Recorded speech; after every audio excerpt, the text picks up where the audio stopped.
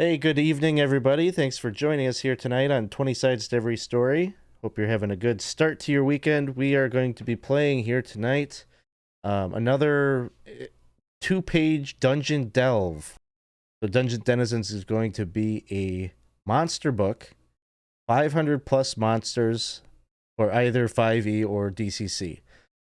So last week we had done a 5e version of a two-page dungeon delve. We featured the slag coat. Tonight we're going to be doing a DCC two-page dungeon delve and seeing how some of the monsters will heavily feature everything that you'll see here tonight in this adventure is creatures and ideas that come from Dungeon Denizens. And so that's sort of the idea of the two-page dungeon delves, is they're each a little scenario. A lot of them are probably, kind of the idea of like a 5-page dungeon, like it's, or 5-room dungeon, I should say.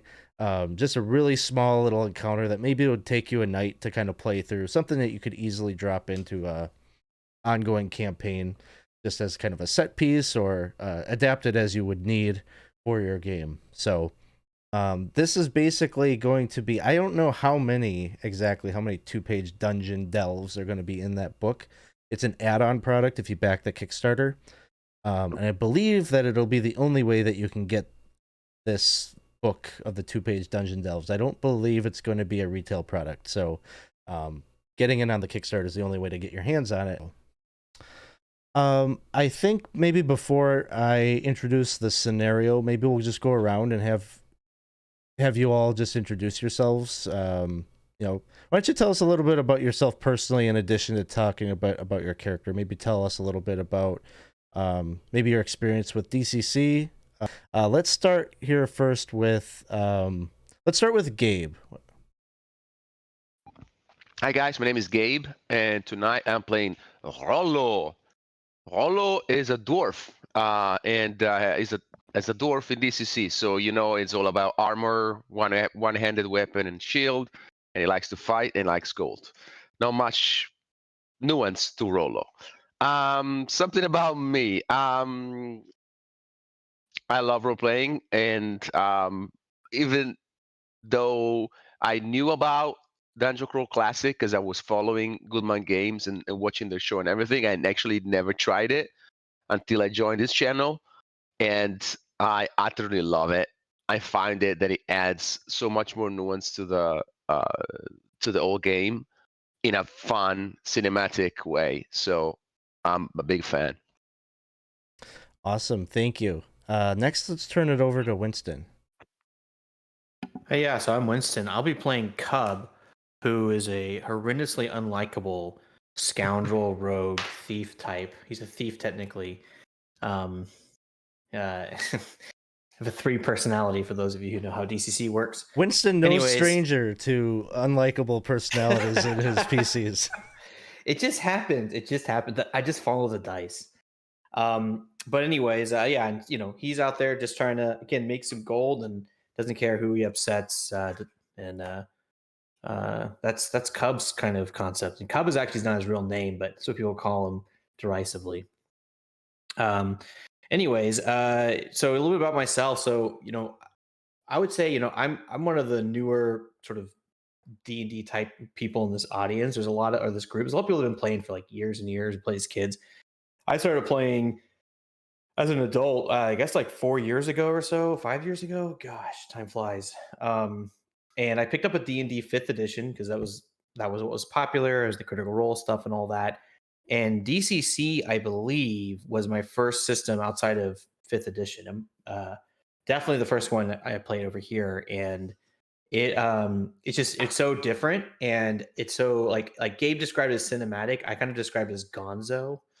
Like there's just the things that can happen, especially with wizards, and I don't know. It's such a strange thing, and so I think I've had a lot of fun. I played in a Lankmar campaign as a thief, and I don't know if it's the way Alex as a judge runs the game or whatever, but I felt like every single second I was in the impossible danger and somehow made it out live at the end. And so it's just, I don't know. I don't know how people win in DCC. I don't know how they survive sessions but somehow it happens, and you just look up and you're like, it's amazing. I am so far. Oh, I think I'm 0 for 3 on funnels. I've never had a character survive a funnel, and we'll see maybe next time. Awesome, thanks. And thank you out there. I just saw we had a subscription from Xcinix. Thank you so much for hanging out with us, and thank you for using your Prime sub on us. That's awesome. Yeah, let's turn it over next to Cliff. I'm playing a character called Bear. He's a warrior, and he's kind of a protective character, and he's gonna take on to be the one in front to take the punishment for the group. I've been playing for about. Alex got me involved. I'm Alex's dad, and Alex got me involved in playing. And quite a while ago, in 2004, I started drawing for Goodman Games as well. And so it's been fun playing the games and getting to put some of my illustration in some of the books. Awesome. And then let's go over to Isaac. Hello. Tonight I am playing Little Red Rooster. He's a young warrior, kind of up and coming. But enough of him. You'll get enough of him, I guess, when we get started. Don't look at me that way. It's not going to be that bad. I got started, same as Winston, about 4 or 5 years ago. I guess now it doesn't seem like we're not new to it anymore, are we? Like, I mean, Yeah, but the thing is, like, all the veterans that were playing when we started are 5 years more veterans. yeah, So I guess I don't I guess know. it's the ratio. You're right. But yeah, I still feel new. I it still feels new to me at times. But yeah, as far as I started with 5e, but Alex actually introduced me to DCC. He talked to me about it, and he especially talked to me about the funnels that they have in it. It always sounded like a lot of fun, to kind of very organic way of trying to get your character to level 1, starting at level 0, getting through the meat grinder, and trying to get, and whatever you get, that's what you get, and you got to kind of, make. You have to do, you have to make something out of what you get, and that's kind of what it's like. I think I really enjoy playing DCC because it feels that way, where it's like, this is what you have, and enjoy it, and it kind of puts the pressure off you a bit to just have fun. So that's what I like so much about DCC. So I'm really looking forward to dying tonight. You always got to be careful what you name your level 0 characters, because you get 3 good names, and then that 4th one, you're like Sprinkles. That's the one you end up with, is what happens. So you got to change it to Spring Kills. So yeah, I had to make it more hardcore than Sprinkles.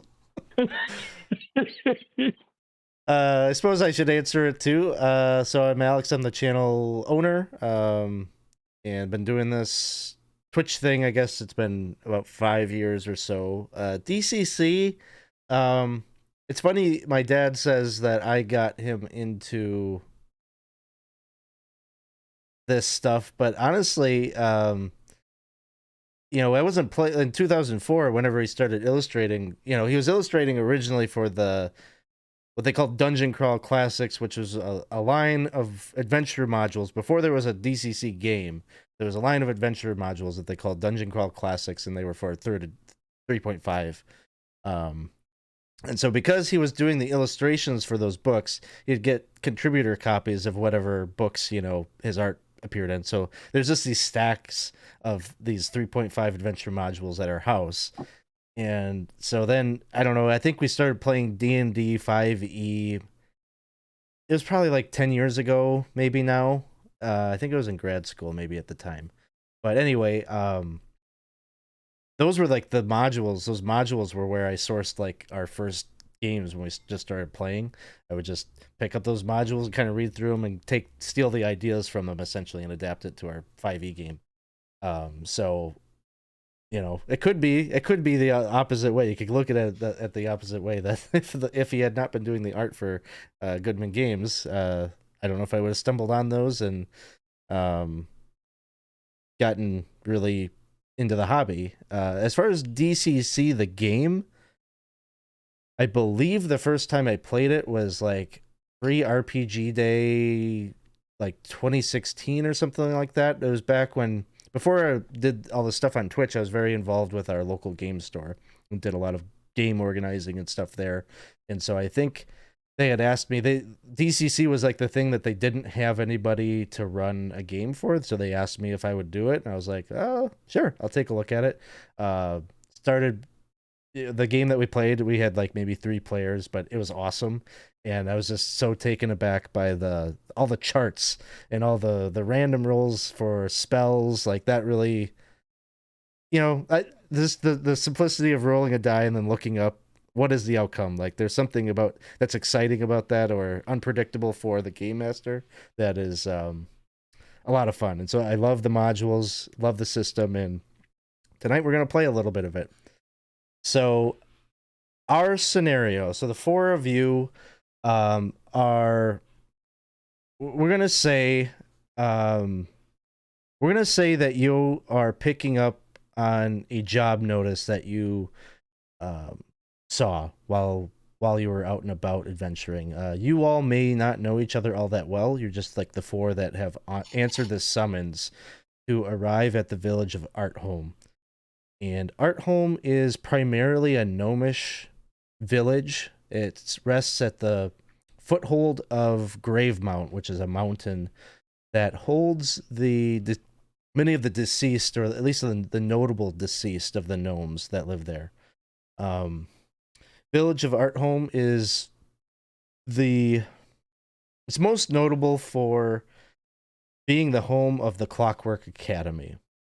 And so a lot of innovation comes out of this place. A lot of craft secrets are held at Artholm, and you have been called by a gnomish woman by the name of Callahan Cobblecraft, who is the current headmaster of the Clockwork Academy. And what you know about the Clockwork Academy is that, yes, they are a school. They train artisans, and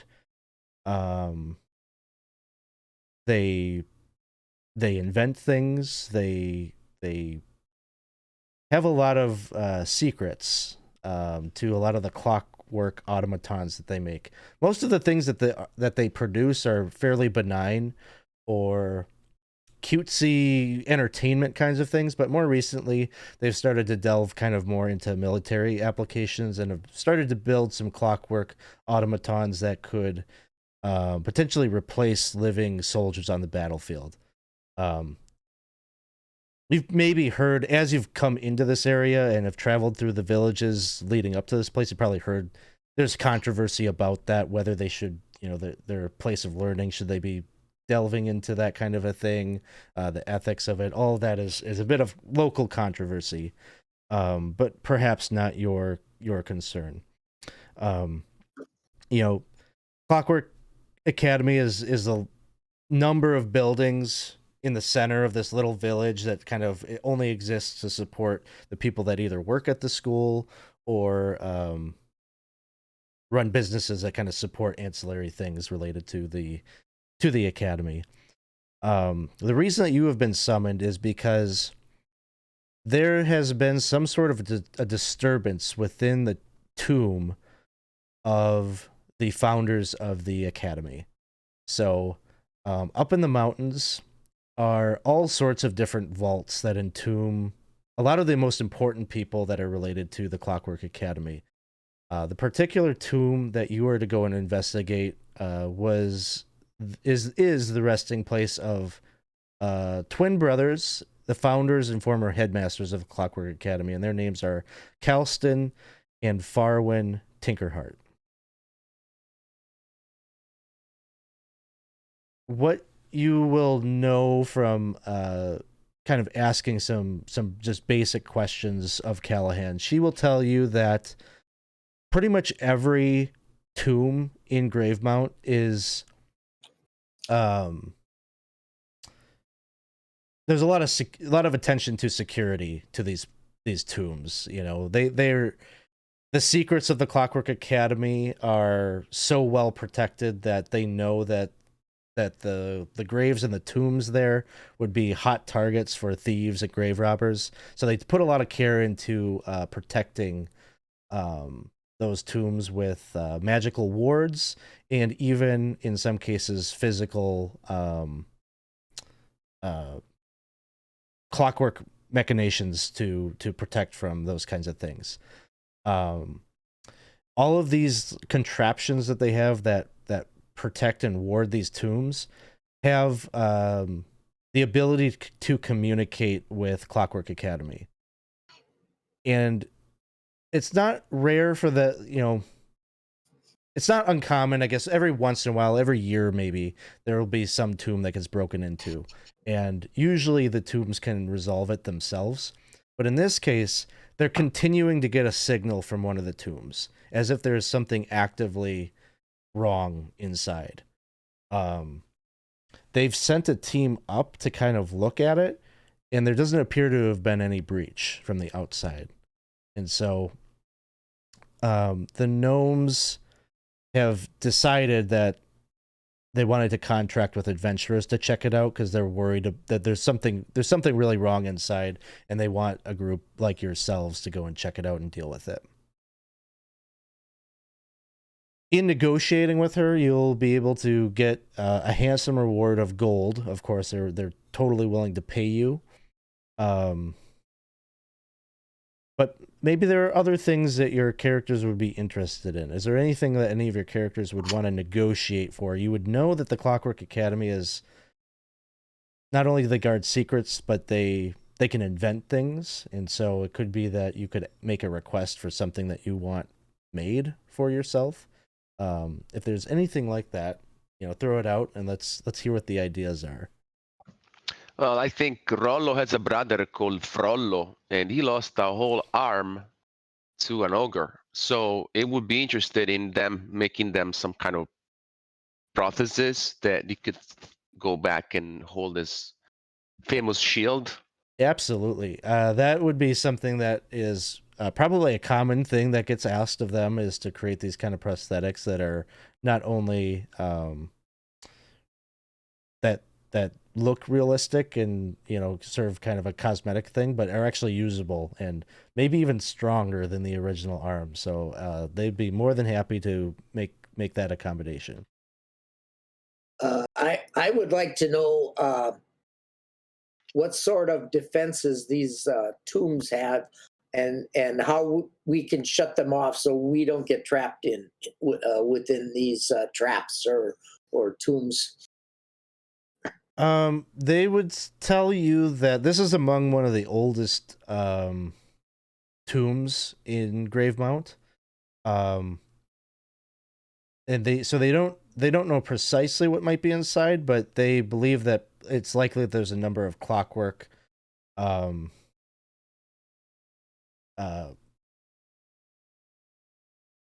automatons that are weaponized that would be located inside. As far as how to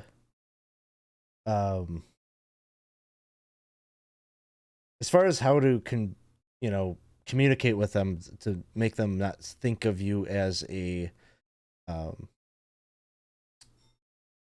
active threat, she'll ask like if any of you speak Gnomish.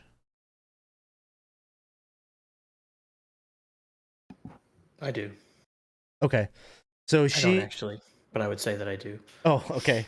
So she would tell you that they should be able to communicate with you. And so if you could properly communicate with the automatons, that you should be able to explain why you're there. And she'll even give you kind of like an old passphrase that would like prove that you were sent by the Clockwork Academy. Cool. He'll probably just tick him off. Yeah, and I'll repeat the passphrase back. I'm assuming in Gnomish, right? Yeah, it's a Gnomish word. We'll say it's a Gnomish word that, it'd be like something absurd. I don't know. It's like the Gnomish word for apricot. Cool. I'll say it back and like completely screw it up, like terribly, like completely the wrong way, but act like I know what's going on. Like, I got it. Franken flupper flop. No problem. Should probably try to rehearse with you a bit, but unsure whether it'll stick. Yeah, I guess what I would like is I would like a little robot pet. Okay. Like a little like clockwork pet of some kind. That too is a very common thing that they make, or a thing that is requested of them often, and so they'll once everything is taken care of, they'll get your specifications of what exactly you want it to look like, size, any special tricks or things you want it to be programmed with. Oh, I got ideas. My character would ask for some sort of wings that would allow him to like attach to his arms, kind of glide and fly with. Oh my god, that's such a good request. That's such a perfect fit. Yeah, some kind of like a on the fly sort of glider contraption that you could like backpack on, and yeah, they'll say they've got a couple of working models of such a thing, and so they would be happy to let you have one of them. Although they'll make you sign some kind of a waiver suggesting that they're not responsible for any injuries that you incur as a result of using their product and all that kind of thing. It's experimental. It is very highly experimental. All right. Anything else that you would ask of them, or questions that you have about the job in general? Yeah, they just So, want us to find out what's going on, right? Like they don't want us to like resolve it. They would want you to resolve it if you could find out what it is. Okay. Put an end to it. With this signal that you're getting, can you tell whether the signal indicates a grave robber intruder, or whether something down there is just going haywire? Hey, Percy, thank you for the reroll. They would say that it seems more like something's going haywire. Shouldn't someone with the clockwork ability that can fix it come with us? They could, but the reason that they're hiring you is they want someone to secure it first, just to make sure it's safe for them to send a team up there. Basically, okay, if we have to smash your mechanics, don't blame us. they don't have a problem with that. Okay. They items, things can be replaced, but yeah, they need a team to investigate this. Basically, the message that they're getting back suggests that there is heavy structural damage. Like the robot, or shouldn't use the word robot in a fantasy setting, right? The automaton that is communicating with them via magical means is suggesting that there's heavy structural damage to the tomb, and is itself like a repair being. So they're thinking that there might be so much damage within that it's causing this thing to kind of be on loop. And Jeff Rimlock just redeemed Fleeting Luck for everyone. So we'll put 4 points of Fleeting Luck in the pool here for you guys. Thank you for that. Yeah. So, any other questions that you have? So, no sign of external intrusion. On the other hand, indicia of massive structural damage. To me, as a dwarf, first thing that comes to mind is someone is digging from underneath. Probably some very clever dwarf, not me or my clan. We're just honorable people. But that's the first thing I have in mind. Grave robbers. And DOE Legion, thank you for the DM reroll. You guys are going to make my job real easy tonight. We have fleeting luck, Alex. You do. 4 points. You better watch out. I don't doubt your ability to roll a nat 1 and lose it like on the first roll of the game. Instantly. It's going to be the first roll. I was tempted to Uh-huh. roll it, just see what happens. But Cool. Well, if there's no further questions, your group, will get probably started, fresh thing in the morning after taking the job. And you'd start to make your way up the mountain. You're given to think that this would probably be a half day's journey. Not too far up the mountain, but you do have to kind of deal with just the general kind of debris on the switchback trails that take you up there, and snow-covered paths and icy paths and things like that. So you have to be kind of careful making your way up in that direction. But few hours of travel, and you ascend the switchback road. Let me pull my Foundry up so I got this kind of centered on the screen here. Right here. So basically where you are at is you're coming to the summit here, following the directions that you got from the Clockwork Academy to a ridge that juts out from the mountainside. And you can see up ahead, cut into the rock wall, is a bas-relief sculpture that resembles a gnomish face. The entirety of it is 30 feet tall. And within the mouth of the face, it's open. And you can see a door made of iron situated kind of recessed back kind of in the mouth of this sculpture.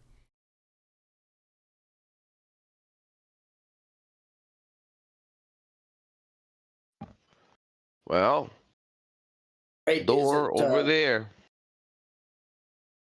Does it look like it's this must be probably a locked door to keep people out of the tombs, I would assume. I think that's a job for Cub.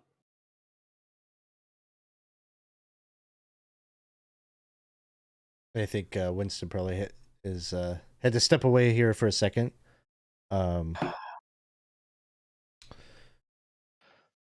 Anything the rest of you are wanting to do or check out in the meantime? I'm just grumbling that Cub's never around when you need him. Why'd we take him along? Are we sure that he that even speaks Gnomish? Cub's off over here, or he's still down on the trail taking a leak currently while you're talking about him. I guess Rollo will get closer to the door and just analyze it, make sure it looks like a real door and not a trap, or just something to get us off track. Sure. Why don't you give me an intelligence check, ability check?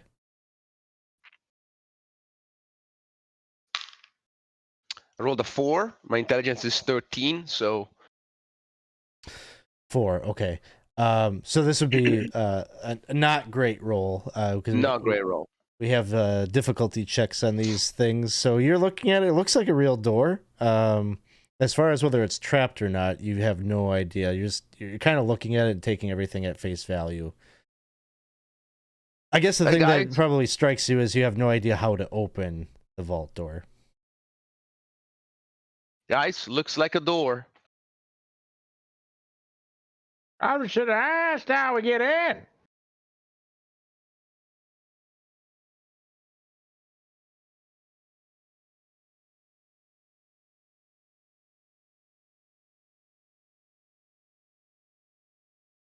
Didn't we learn the password?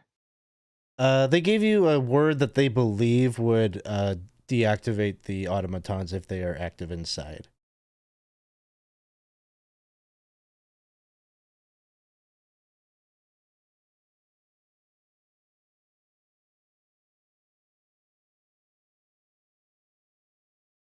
You're looking And- at Little Red Rooster. He has dents all over his armor. Worse for wear. Kind of piece of his ear missing, right? He's kind of got one finger missing. Like, he looks like he's been rough. It doesn't look like he's had much luck for most of his life. And he goes, I guess so. He kind of cracks his kind of neck, and he goes, well, I guess if anything, it won't hurt for me to open this up. I don't seem to be able to move my piece by itself. I seem to move all of them at once. Okay, it's because you got them both selected. So basically, How do I deselect them? maybe click on like somebody else's happened to me. token for a second, and then click on yours. When that happened to me, I just refreshed and it reset everything. Okay, because they're all selected, but Mm-hmm. all right. Let's see if that helps. All right, so Cub, there had been a request for you to check out this door. All right. In the interest of party harmony, I will touch the door. No, I'm just kidding. Yeah, I'll check the door, see what happens. Anything? I'm looking at the door. I missed the description. Is there a handle or anything? There doesn't seem to be, no. Or does it have a seam?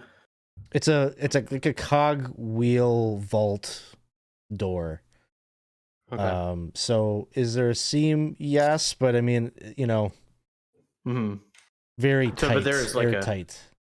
Got it. And there are cogs like visible, like in the edge of the door, maybe. Sorry, It's more like the door is in the shape of, if they picture like a bank vault door. Yeah. Gotcha. So it's like that. It's like it would have a hinge or whatever. Mhm. Probably that would be, or at least like you get the sense that there's like a hinge probably built within the wall that would allow it to swing out. But as for a handle or a way to activate it, you don't see that. Okay. I'm gonna look around. First of all, I'm just gonna look around the edges just to see if there's any evidence of like something that might shoot out when the door opens before I fiddle with it too much. Sure. So do a find traps check, and this is specifically on the door itself. Cool. And if you missed the description, let me say this again. So this door is recessed inside the mouth of a gigantic gnomish bas relief that's built, carved right into the mountainside. Cool. Yeah, sorry. I've got a sick 3-year-old at home and was taken care of. So is it D20 plus my thief skill? Yeah, D20 plus your thief skill plus I think it's already calculated on my sheet. It's +7. Yeah, you got a purple sorcerer sheet, so it should be auto. All right. Uh-oh. My browser's crashing. There it is. Okay. Oh no. Don't crash. Oh God in heaven. It was a nat 1. Yes, it was a nat 1. Called it. Oh man. I don't see anything. It's fine. So you don't see anything that suggests that you're checking for traps. I'm gonna start touching it, just put my hands all over it and like try to move things and like just go crazy. Yeah, it's one solid door. So there's nothing really to manipulate or move around on it. Yeah, Nothing. I'm like pushing it and it's trying to like frigidly you know. cold. It's a metal door, but like it's immovable. It would seem. Got it. And there's no like nothing like gives way. Like there's no like spot that feels like there's like it's loose or like there's like a hidden place to press anything. I'm just like No, other than the door, like basically you're standing in kind of this little antechamber. It's just smooth stone all around you. I'm gonna sit there and be like, oh shit, and I'm gonna say, what was it, tapricot or taprico, apricot backwards, apricot and what is it, takapra, Gnomish. which is gnomish for apricot. All right, you say that and nothing happens. Fuck. So probably makes sense. This was a word that they said you'd maybe be able to speak to the automatons if they were going haywire or whatever. I'll just turn around. Guys, what was the name of the big boss guy? Tinker something? Tinkerheart. Tinker Dome? Tinkerheart. Just say the name. Well, you just did. Tinkerheart. Nothing. This is how you get defeated in old school games like this. Just the door. All right, I'm gonna go around to the side and see if there are any like gears or like levers, just anywhere like around the edges. So, not down at the base of this thing. Although, why don't you give me another find traps check? Okay. Not exactly what I want, but it'll suffice. Okay. All right. Hold on. 22. So, you don't see anything down like immediately around the face, like you go kind of over to like the cheekbones or whatever, but you do look up and you can see the ear holes of the statue. You know, it's 30 feet tall. And so it looks like there's kind of cavities, but kind of on both sides that are big enough that someone could probably climb in Oh wow. Okay. or crawl in at least. I'm gonna look at Little Red Rooster. Like, hey, you're kind of skinny. Oh wait, you're alive. Come on, why don't you climb in there? Hey, you're a thief. Don't you have good climbing skills? Yeah, you're a thief, man. Yeah. Like, damn it. This is your job. All right. I'll try to climb up in there. Okay.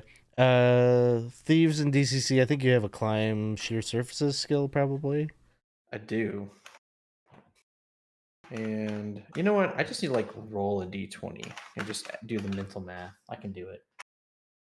So that's gonna be 16 plus 5. So Okay. 21.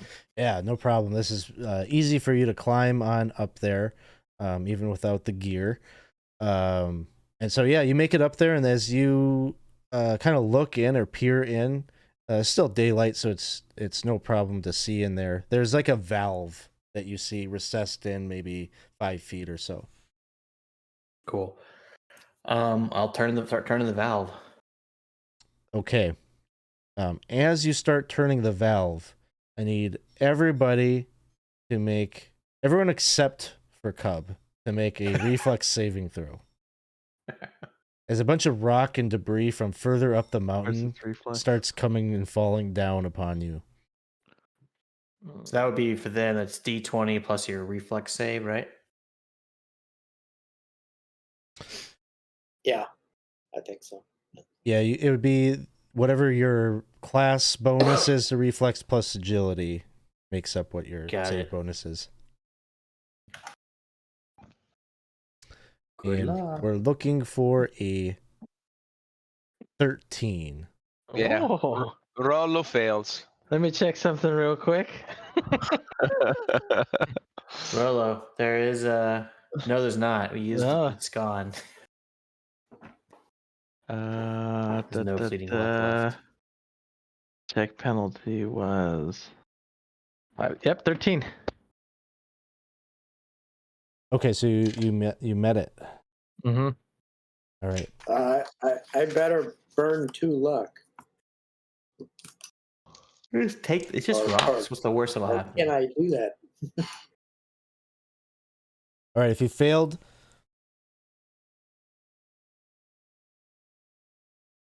What's that? if you failed, it's 15 points of damage. Holy cow! Well, that's why I was saying that I better burn 2 luck. Although you already told me what I needed, so I suppose I can't do that then. No, you could do it. That's fine.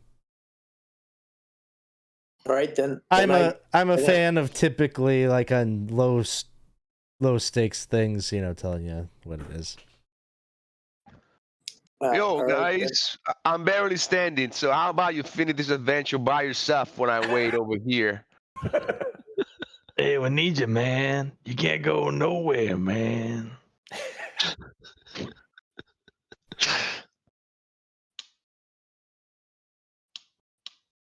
Hey, I fixed it. I'll crawl. Yeah, real good.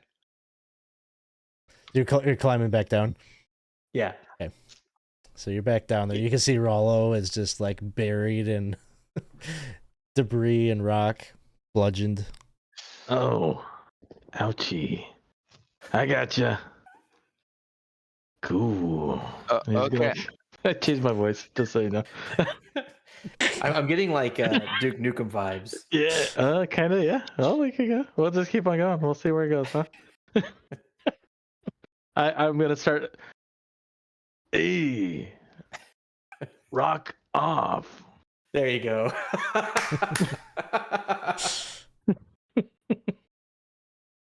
Alex, Yeah, I think Rollo will take a 30-minute kind of break off Okay. the bat Okay. and burn 1 point of luck and Oh, man. and use the special rule that you allowed us tonight. Sounds good. So you'll be rolling a D10 or is it D12? D10 plus my level, so D10 plus 4. 10 points back. Okay, that's not bad. I'm not full, but at least viable. The audience can always buy healing potions. Oh, good night, baby. Oh. The baby. He's waving at me. Oh gosh. Nighty night. Nighty night. Makes you feel any better, Rolo? I only have 16 hit points. Well, me too. Uh-oh. Oops.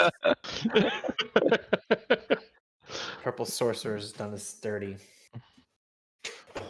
I mean, sure, the Rollo is a wizard masked as a dwarf, so don't get confused too much. Is there anything that the rest of the crew is doing during this 30 minutes of respite for Rollo as he's trying to mend some of those sprained, wounded limbs? I'm gonna eat some like really pungent cheese that I've been carrying around. It just smells awful. I'm just Limburger? eating it. Yeah, just like with like a knife, just like.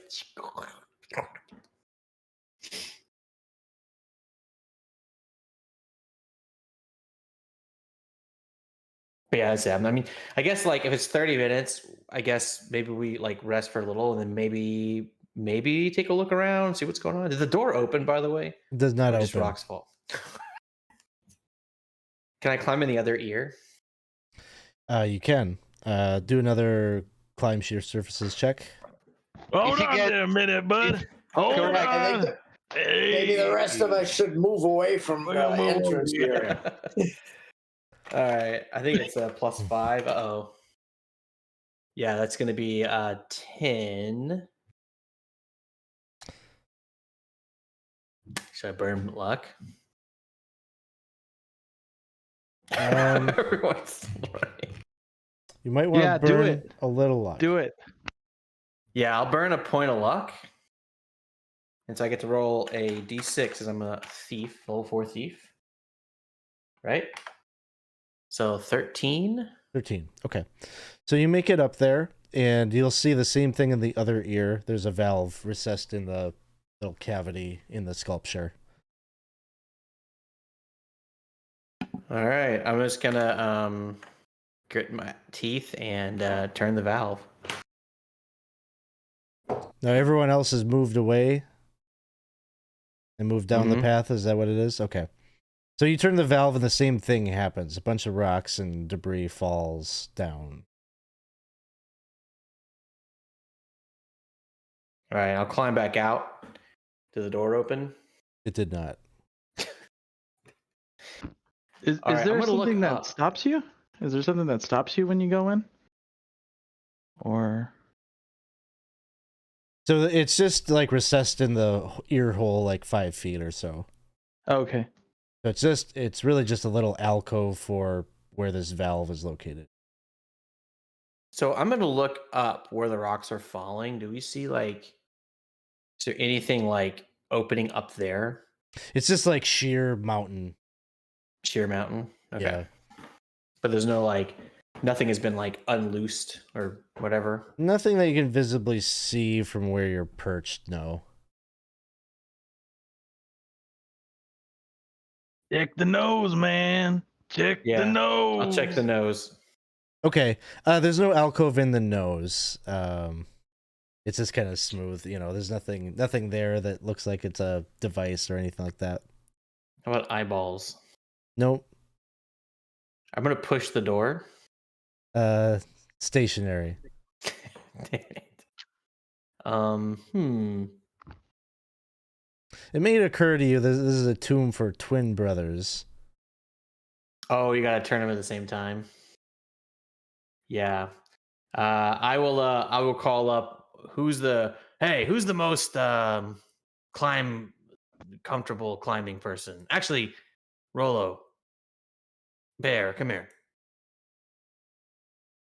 What? I'm not real agile, but No, but you're strong. no, I'm not that strong.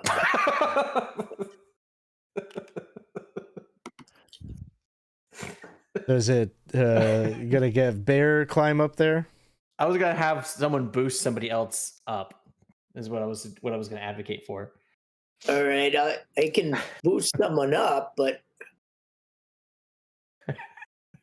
Does not no all. does no one really have any like climbing gear that they bought? I've got a grappling hook. Oh, there you go. Oh yeah, I got one of those too. So you use Yeah. a grappling hook, you don't have to do a check. Damn it. Okay. I'll throw a grappling hook up there. And I'll climb Even up. Cub this entire time had a grappling hook, but just was like, watch me rock climb up this. It's like dangling from He my needs a backpack. practice. Yeah, so Bear, you launch the grappling hook up there with some rope, climb on up, and then you're going to coordinate turning the valves. Simultaneously. Yep. As you do that, everyone on the ground level will see the vault door open up. Cool.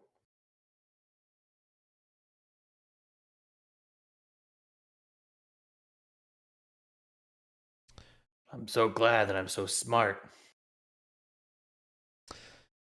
And so, looks like... After you pummeled us with rocks. So, Cub, you climb down and you're taking a look in. You can see, you can feel, you can smell the trapped air of the enclosure starting to escape out into the exterior. Just kind of a strong smell of like damp stone and just musty. And you're looking about, there's no light or anything in there. It's just like the daylight that's pouring in, kind of filtering through the motes of dust and dirt that kind of float in the air. You can see the damage. There's absolutely heavy evidence of damage to the left and to the right of the vestibule here. You would surmise that these are probably where the dead were entombed, but the vault doors that would have enclosed them have been, it looks like, just pulled right off. There's no evidence of where they might have gone.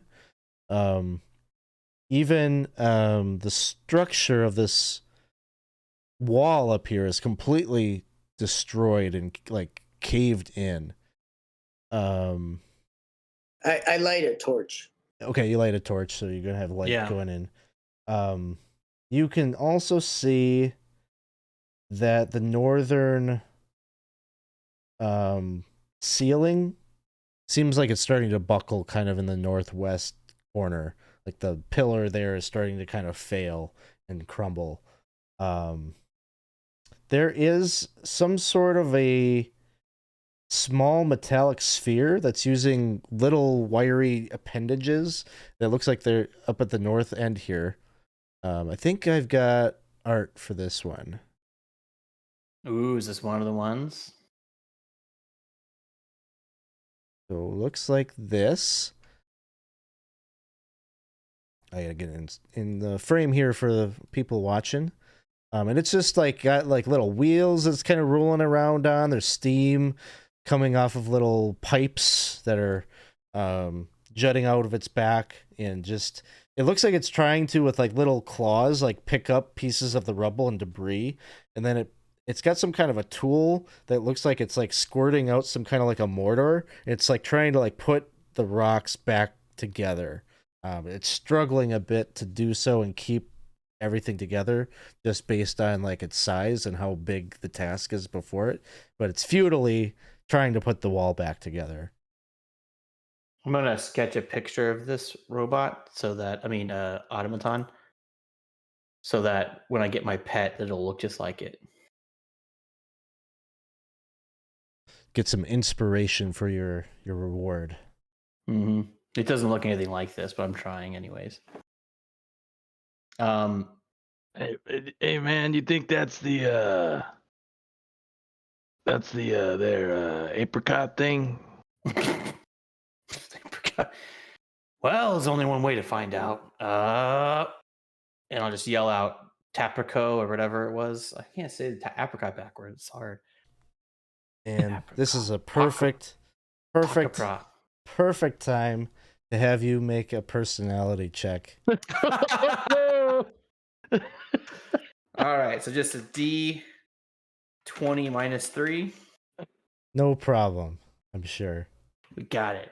Do we have any fleeting luck back yet? Nope. You know what? You don't speak Gnomish? No. So further penalty? Let's further penalty. Let's use the dice chain. You got to roll a D16 on this one. Oh, I love it. That's the best part. My dice chain is my favorite part of DCC. All right, I'm like Taprica, Toprica. 2. Yeah. Oh. So this thing is like turns out, and then like all these lights on it just start flashing red, and it's making all sorts of noise like. And as that's happening, you can see in these 4 pillars here, at the base of them, there's like this little little door that kind of juts open, and there's these 4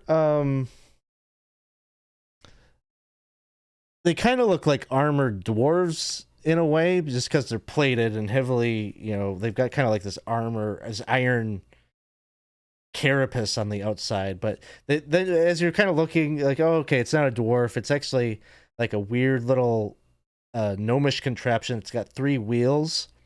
There's 4 of these, one coming out of each one of the pillars, and they both have like this comically tiny little like lance in its hand. It's like only maybe like a foot tall, but it's kind of like, it looks like the shaft of it, it's kind of like segmented or whatever. It just like looks like a little toy as it's popping out here. But we're going to go ahead and roll initiative as that happens.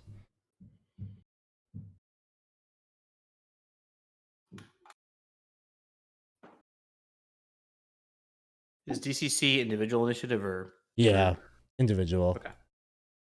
And I just writing this down on paper. So D16. Here we go.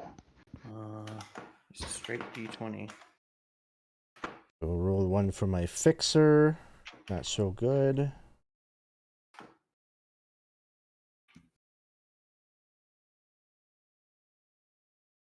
Be a 17 for me. Okay, 1 second. Oh, Lancer's not so good either. Ooh. Okay, so Bear had a 17. Rooster. I guess I get to add my class level to my initiative, so 16. Cub 7. and Rollo. 7-2. 7. Okay. So reroll available. Yeah, you know what? You know what? You're right. Let's use a reroll on this initiative. That's a good use of it. Because otherwise they're going to be at the bottom. There, that's better. Bumped it up to a 12, so at least they'll go before our 7s here. So initiative order is going to be Bear, then Rooster, then the Lancers, then Rollo, Cub. Do you care what order you go in? Nope. We'll go Rollo, then Cub, and then the Fixer. So Bear, you are up first. Can I see those? Oh, they're there. It's not lit up on my. You've got a torch in hand. Yeah. Shoot. But shouldn't it show more than what it is? Hold on. We'll say that's 30 feet. So that's what you can see. Okay. All right, I'm going to attack the one that I'm right beside here. Okay. Planet Buster, each of them have another character on standby? They've got Purple Sorcerer, so they just have to click a button and they'll have a new character, so. It could be. I don't have that on standby, but okay. That will be 17. Does not hit. Oh. Oh. Ding! Just rings off of its armor.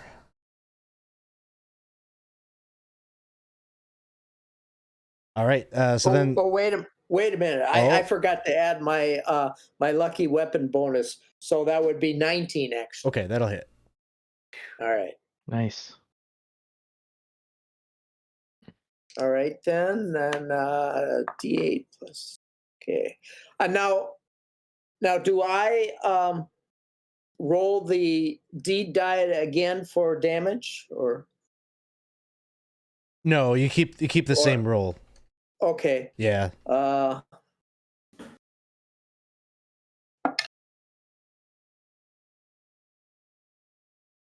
That'd be 11 points damage. Okay. Sounds good. So you tear into it. What kind of weapon do you have? Longsword. You strike it with the longsword. Charlie. All right, you bring out Charlie and you manage to kind of rend through the carapace and just kind of like jagged pieces, strip of metal, right there in the middle of its chest. But it is still active as we turn to Rooster, little red Rooster. Hey, sweet little baby. I'm gonna go for you. He's gonna go for the big one that's in charge. As he has his longbow out, he'll take a step back. Okay, go for his longbow, and he is going to attempt to see if there's a wire. I don't know, magical wire out or something that maybe might be able to shut this thing down, or at least stop alerting these things to us. He's gonna try his best to do something to maybe cause a bit of confusion, at least, with his attack. Which one are you shooting? The one at the back? Yes. Okay. Yes. All right, and I'll roll with my D dice if I get something good on it. Not good at all. Just 7 total. 1 on the die for D die. Oh wow. To hit. That will miss. Mm-hmm.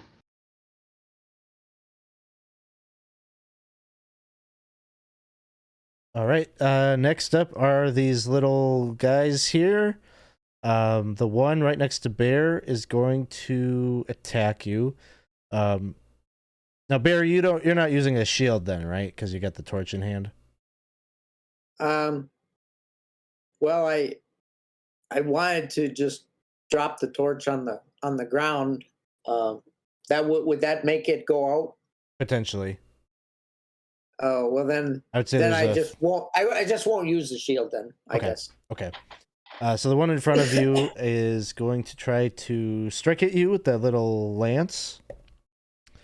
And we'll roll a 17 to hit. Now that hits.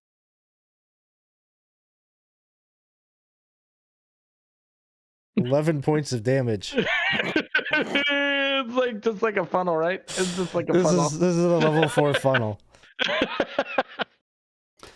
Now, the one behind you, Bear, you all watch as it just like it points its lance at him, and then it just the lance like elongates and just strikes him. It doesn't even have to move; just it's trying to pierce from the back.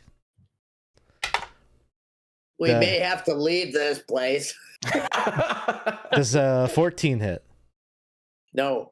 Okay. This one steps up, gonna do the same thing. It just shoots off that lance without getting too close. An 18 to hit. It's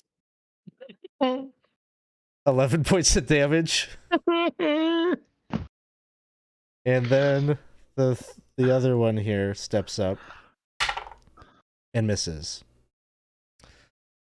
So there you go. I don't think I'm gonna have to be able to go through that again. And Rollo, it is your turn. There's just a ton of noise in there. All of it just like whirring gears, and then the alert. This thing is just loudly letting out this like siren sound. 10, 15. So Rollo will step up. If he can't go through the door. Okay, come on, let me go through the door, please. I can move you through it if not. Thank you. That's where he can get. His movement speed is 15. And he will start. Hey guys, were we supposed to say that? What was that word again? Tapioca? Tapioca? Tapioca! You want to try to say the word? Yeah, give me Yes. You also do not naturally speak Gnomish, right? Nope. So personality check with a D16. Okay.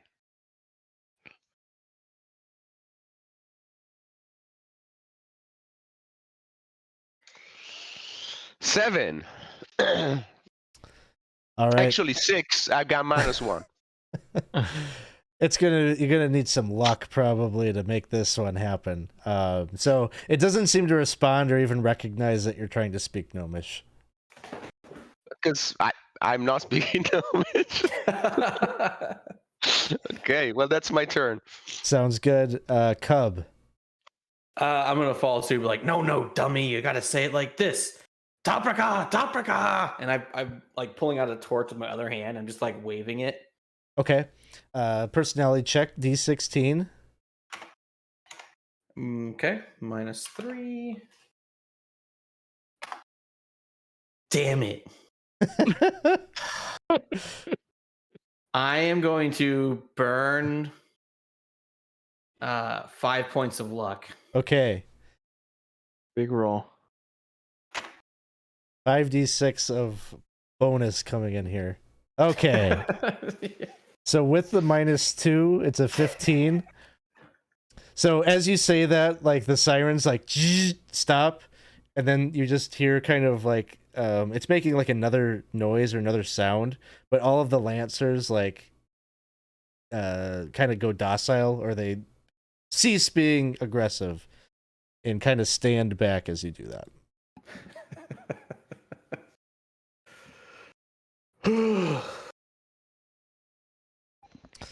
And Bear, you damage this one, right?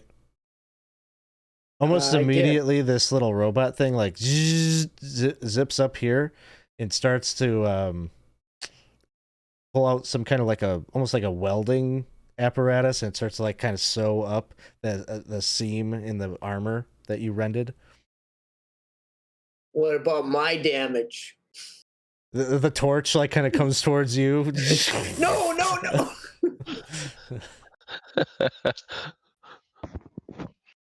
So yeah, if we'd gotten through that full round, like this thing would have started. It can heal them. So it could be very difficult without saying the word. Yeah, that would have been a TPK if we didn't have the magic word. Cool. Well, guys, it cannot be anything worse than this, right? Is this what was causing the problem? I think these are the guys protecting the place. But they're broken, right? Look at this thing. I just kind of pat this thing on the head, like kind of push it around a little bit.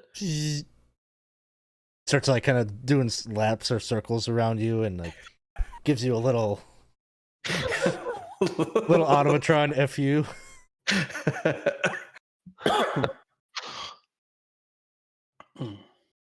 So, Alex, does it look like the whole opening to the north? It's something that shouldn't be there. Is that what the feel is? Yeah, it totally looks Okay. like something broke through this wall. Just like totally bulldozed it over. And hey, thank you so much for the DM reroll. If I might, I'd like to do one of those healing rolls. Sure. So you want to spend? So here's the thing. You can do the heal from the encounter. You can do it as the last foe is being killed, or in this case, the little like quick heal. Mm-hmm. Do you want to use that versus if you use up the 30-minute heal, you can only do that once per day. No, I'll it gives you a little more for your luck point, but okay. So I burn up. I'm burning what, 1 point of luck, and then I get to roll my. Yeah. So if you want to use the in combat version, you'd burn a point of luck, and then you get to roll your hit die and add your stamina modifier. Well, my stamina modifier is -1. Okay, well you apply that. Yeah. Yeah. Okay, so it didn't give me a lot, but I got another 6 on there. Okay, so that's from the in combat. Then if you want further healing, now you can use your out of combat heal to do more if you want.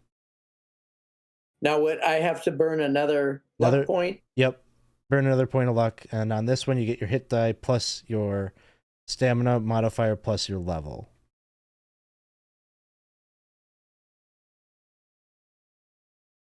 Okay.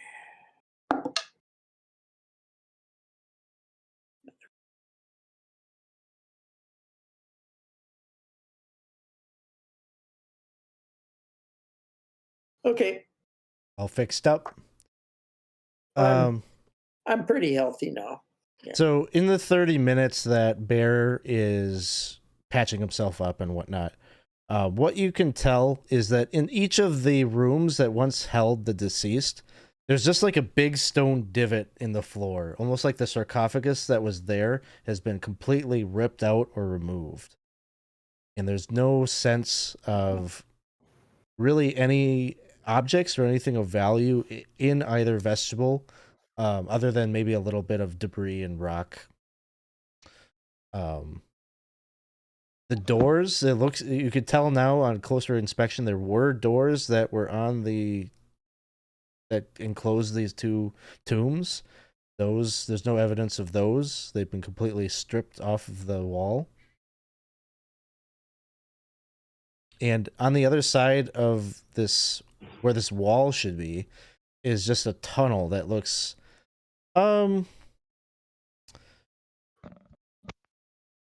very rough and cavernous. And the damage, does it look like does it look like bestial, or does it look surgical, or like mechanical? Is there any like claw marks and stuff, like teeth marks maybe? Like a dragon?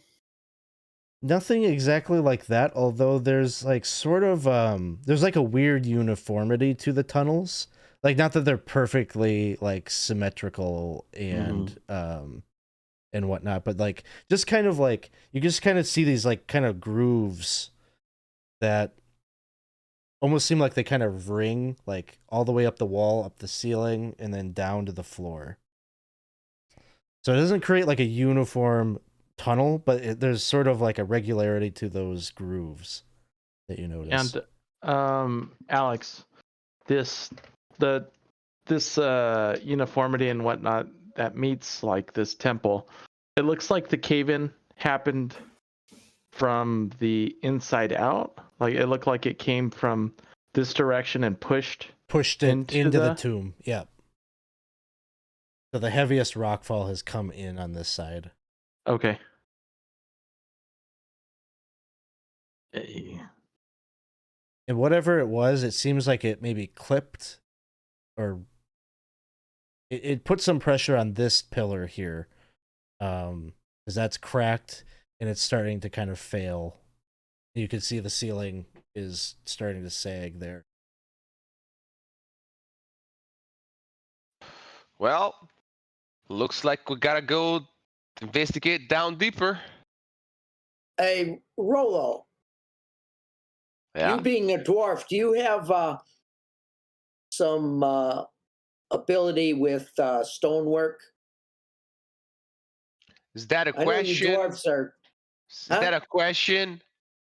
Yeah, I don't know if you guys, if you could help this little robot out, shore up that pillar a little bit. It might be a little bit safer for us to move forward. The only safer things here is get the job done and get the hell out of here. All right. I didn't want a bunch of rocks falling on my head. That's all. Well, me neither. Twice. That already happened. It happened to him, yeah. Well, I guess I've been standing back a bit. I guess I'll take the lead, cool cats. Here we go. All right. So you start making your way forward into this tunnel here. And Bear has the torch for those that need the light.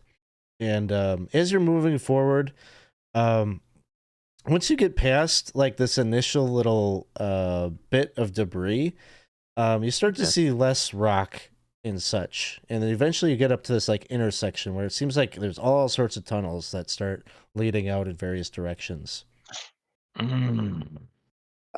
there anything interesting about the way these tunnels look? Aside from the kind of regular pattern of grooves that you're seeing, it's pretty smooth.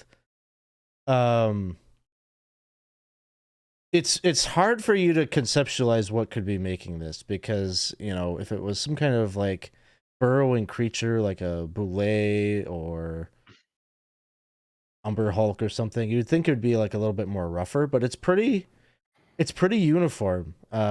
It's not so uniform that it doesn't lead you to think that like I think your initial thought was that there was some kind of like crew that had like dug up in here with like whatever pickaxes and stuff. Like it definitely doesn't feel like that. You said ooze, maybe. It could be something like that. Hey Alex, is this stuff level or by standing right there at the center of the intersection? Oh, do I get the sense? So from the tomb to where to this intersection, I would say that's a descent. Mm-hmm. This tunnel over here goes up. It starts at an incline. This one descends, and this one is pretty level. Like kind of evens out. Okay, I'm gonna make a sort of assumptions here, right?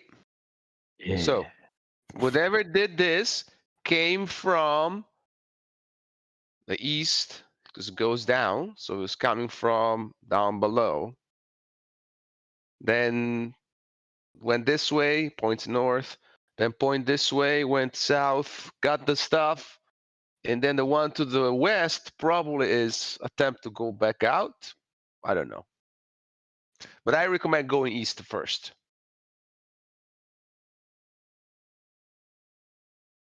Okay. Sounds good. Here we go. Hey, Bear. You want to give me the torch and you hold a shield? Sure. If you got a free hand, you can take over the torch. Yeah, I just have one dagger. All right, sounds good.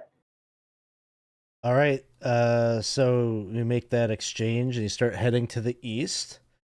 And as you do so, eventually you will see that there are two great holes in the floor. Good call, Gabe. Oh man. Hey fellas, it just dawned on me. Hmm? Yeah. It's something I've been thinking about for a while. Just imagine Hey. Rufio talking with his voice. I thought it'd just be me talking to. It's my honor. Hey, we got. We got Bear here, and we got Cub, and we got Little Red Rooster, which is me, of course, and then we got Rollo. Yeah. Come on, man. We got to have some sense of unity here. That's the only way we're gonna get through it. Oh, like he should be like an animal name. Yeah. 5 worms burst out of the ground. Rip us to shreds. It's really important before we go further. Hey, Rollo. Oh, look at that. If you could be. Oh. Rolo is like pollo, which is chicken. Oh yeah. Oh, Roy. Oh. That sounds good actually. Oh, what's it? Have we been pronouncing it wrong? Is it Royo? Absolutely not. Hey, Rolo. If you were an animal, which animal would you be? I would be a hedgehog. Oh. Would you be okay with me calling you Hedgehog? Yeah. Can I call you Hog? Oh, Hog. Yeah, you can call me Hog, but I'm not gonna hug you. Because of my personality, isn't it? Jeez, man. That stunk, man.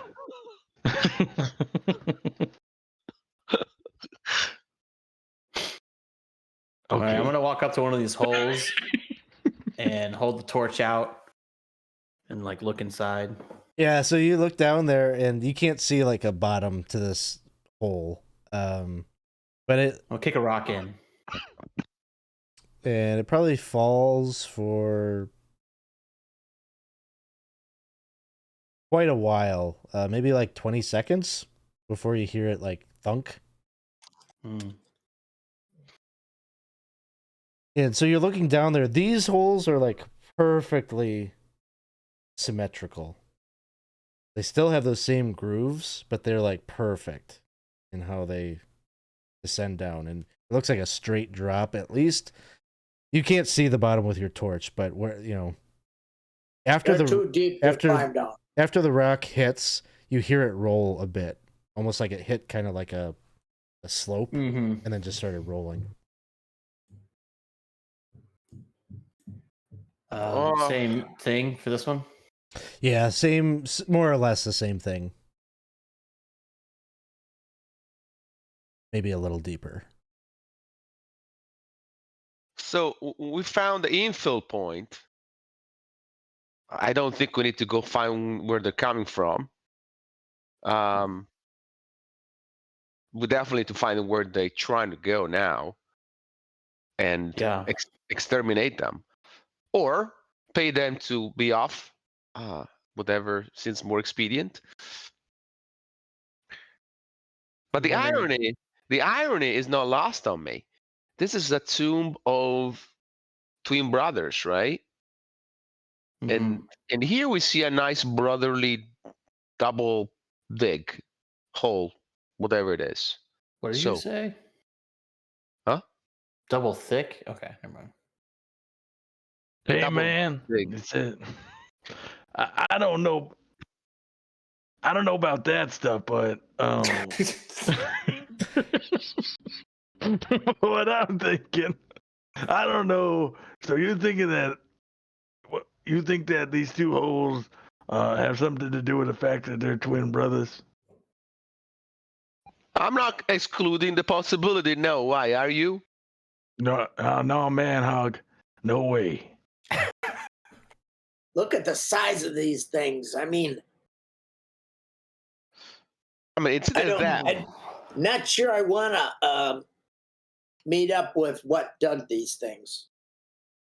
And it's obvious that is there a sign they're bursting out of these holes? Like there's like rocks, maybe like I don't know if it's easy to tell from like the tapering or anything. There isn't really.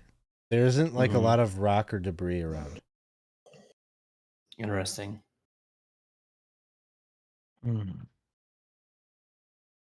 Either way, we'll have time to ponder the future of these two holes later. I think right now another choice is required, north maybe- or west.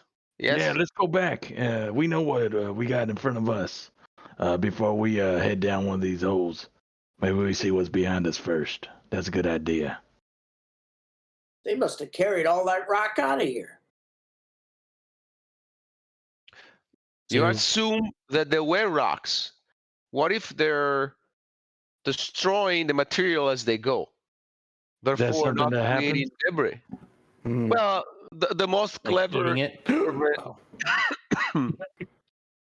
Sorry, I saw a roller and thought it was a monster. He's been hearing Go that on, his whole Rolo. life.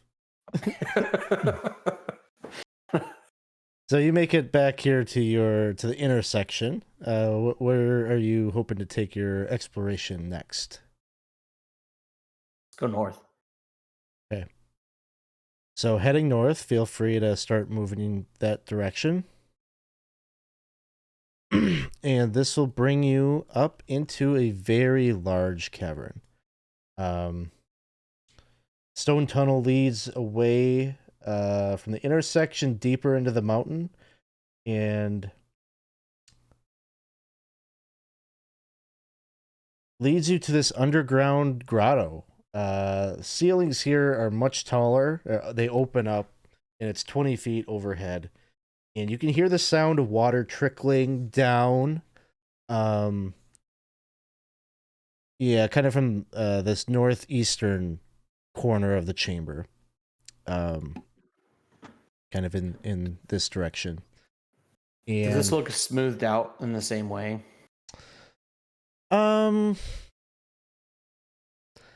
Bear, stop. I would say no. And so Bear is going to. Are you all? No, Bear. You're all staying within the light. Actually, I don't have the torch anymore, so I shouldn't go up there. Oh, that's true. Yeah, let's change that on the token. But anyway, you can hear water up in the northeast, kind of trickling in, almost like an active spring. Who had the torch? That was I've got it. Okay. Yeah, I got one hand torch, one hand dagger. There we go. So Bear can have a shield. Yeah, so I guess if I would not notice that there seems to be like it's not smooth the same way, I would say, hey, maybe this is not the way the worms went. Maybe there's some other kind of horrible stuff happening. And as you say that, Damn it. you feel the ground trembling underneath your boots, and the earth just starts to give way as you see, like, kind of a very same area, very same circumference as those other holes. There's just like the earth is just like dissolving away, and you just see this ring of teeth that's just encircling a mouth that has this like blue kind of nebula inside of its maw. And this one we definitely have some art for, so we'll throw up the image of the portal worm here. Portal worm. Portal worm. Yeah, the players here were doing a great job pretending like they didn't know, what they were eventually going to face. But Is it an excavator? Wow, what is that? what? Yeah. So Oh, that's so sick. I love it. Yeah, no, it's awesome. I think we're overmatched. I don't think I can kill that. Go in its mouth. and What? it's A got portal. it's got this kind of ruddy carapace. It's kind of segmented. It looks like it's incredibly thick. You're looking at your weapons, wondering if you might be able to strike into its hide or not, and you don't have really time to consider the question as we roll initiative. Charlie can do it. Yeah, you have the deed die, Cliff. You gotta get real creative. Man, Ooh. can I let this? No, I gotta use one of my rerolls on this. Portal worm needs to be higher in the initiative. Percy, Percy suggested we go inside the portal worm and cut our way out, but there's a slight problem with the mechanics of that. Mm-hmm. So let's see. Little Red Rooster, what did you have? Hey man, I got a 12. 12. Bear. 21. Cub. 17. And Rolo. 9. All right. So we've got Bear, Cub, Portal Worm, Rooster, and Rolo. So, the Portal Worm is jutting up out of the earth pretty much right here. Oh no.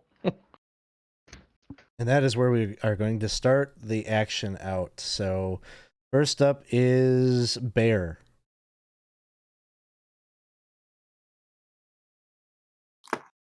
Bear's not sure about this, but he's going to bravely step up and make his attack. See how it goes. All right. Let's see it. You can do a bear. Oh, bad roll. 12. A 12. No. Your weapon strikes off of its armor and doesn't pierce it. Cub. So I can't switch weapons, right? I need to kind of got the torch and everything. So never mind. I'm just gonna run up. I'm gonna run up and try to get kind of get past, run by it. I'm not trying to sneak attack it because I'm assuming that would be, backstab it. I'm assuming that's impossible. Doesn't have a back. Yeah. But I'm just gonna try to just get on the other side and make room, and I'm gonna start to I'm gonna just jump at its high carapace and just I think you can do a backstab when I'm your ally is next to the. Yeah, this particular right? creature, I don't know. It's not really humanoid, so I'm gonna agree that I don't think a backstab is possible really on this thing. Plus, its presence is quite large. 13. A 13 is going to not strike. We could really use some fleeting luck, chat. It turns its mouth in the direction of Bear, Little Red Rooster, and Rolo. And as it opens up its mouth, like these kind of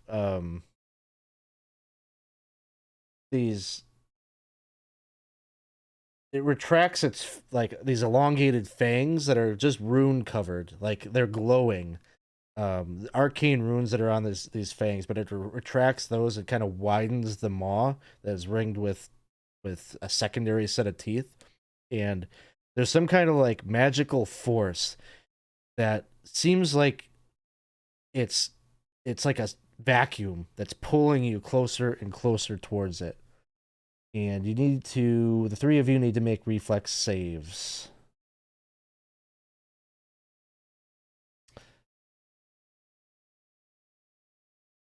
Oh, wait, no. There is no save on this. This is one of the things that the DCC version of this creature, it just happens. And so, yeah, you all get pulled 30 feet straight towards the portal worm.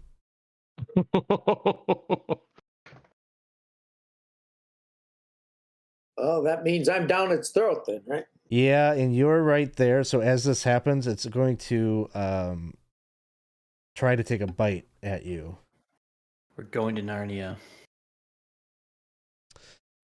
So it will attack you, Bear. So my dead body's gonna be in Bear. a different dimension. Bear. Question: does it 29 hit you? Just barely. Aren't you glad I gave you that shield? You can't blame me for this. I didn't do this part of it. Holy shit.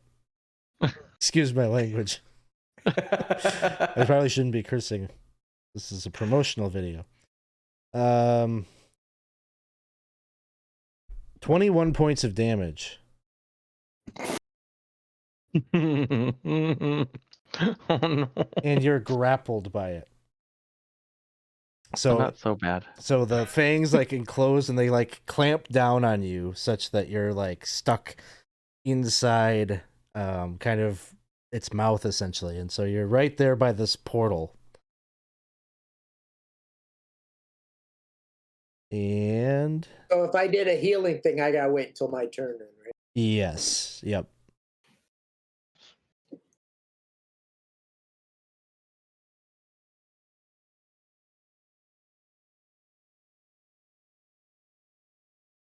Hey, Alex, I remember you were like suggesting this might be a short session because it's DCC. Yeah, I think I got like 2 more rounds maybe. Make a reflex save, Bear. Another one? Yep. Why wait? Just accept it, Bear. Go in the hole. What's in there? I Paradise.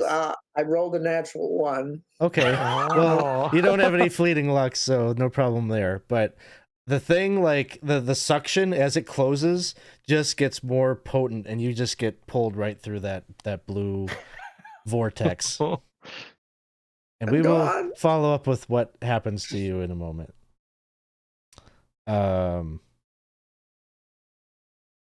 Cub, or no, sorry, Rooster. It is your turn. Hey man, I didn't sign up for this. What the hell? Rooster is right there. So, and Bear got sucked in.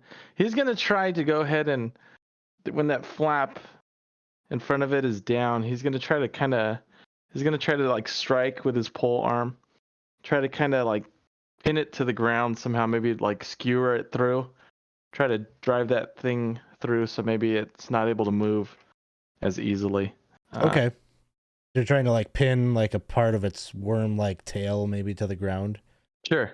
Yeah. Just so it can't go anywhere.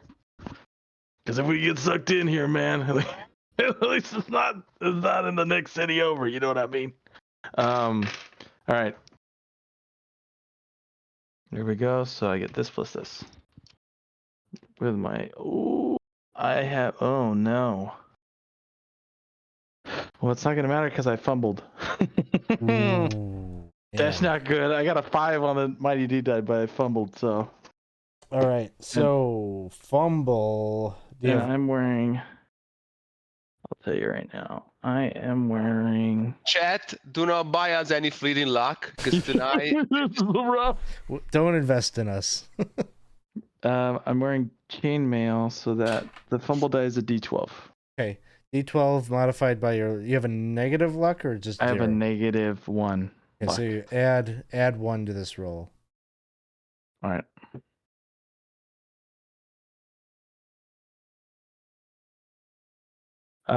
Seven. Okay, you drop your weapon as you attempt this. Well, we'll say this. Like, you strike into the worm, but it doesn't seem like it really deals any damage. Now it's stuck in the worm. So you have to use an action to retrieve that weapon or pull out a new one on your next turn. Okay. He's gonna get sucked into the portal. Until yeah. Rolo. Before I tell you what Rolo does, Alex, I really have a question for you. Is it portal or mortal? Because all but one letter difference. Anyway, so Rolo will just pull up his warhammer and says, "You foul creature, you might kill me, but not before I pin you an extra. You actually don't have a forehead. Anyway, let me just hit you, okay? Stay still. Okay, Hog so it it's up. Come on. 18 to hit. The deed, it's 5 out of 6. So 18? yeah, 18 to hit. No? No. Okay. Roll your Okay, luck. I'm burning For the luck? Sure. 2 because I got a hit. That's a deed. So So 20? 20. 20 hits. Okay, so he takes 8 points of damage, and my deed is to have him regurgitate poor bear. Like,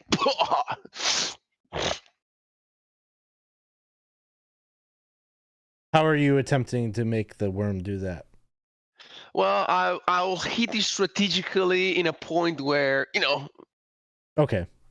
I don't know, Alex. It's so warm, I cannot really tell, but It's in I its hope belly. it's in his belly. I hope eating the belly will give, bear a chance to get out. I don't know. Gotcha. Sounds good. So you hit. I'll say. You said your deed die was successful, right?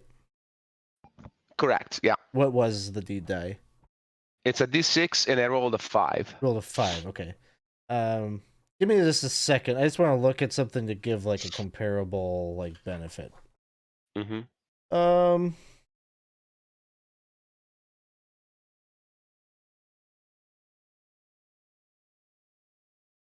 You know what?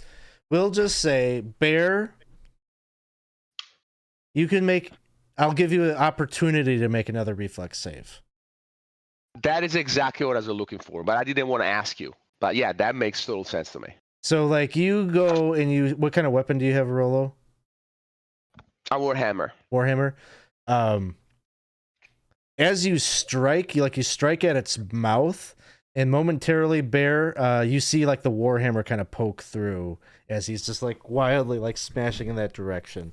Maybe you can like grab it and he can like fish you out. How 13. did it? 13. Unfortunately, not high enough to get out. But Roller, you can still do damage here as you're striking at it. Damage is 8 points of damage. 8 points. Okay. Very good. Which is less than a third of what he did, but that's okay. Better than nothing. That will bring us up to Bear's turn. So Bear, what you see is sort of a dizzying experience as you were kind of flying around in this kind of miasma for maybe just like a brief moment, but then you drop down with a thud onto an earthen floor. And you're looking about, and it appears that you're on some kind of like a very tiny deserted island, but all around you there's like rock and debris that's piled up and built up. You can see like there's distinctly two sarcophagi that are kind of like lodged in the sand. Both of them are kind of covered in like fungal growth, and there's just sort of like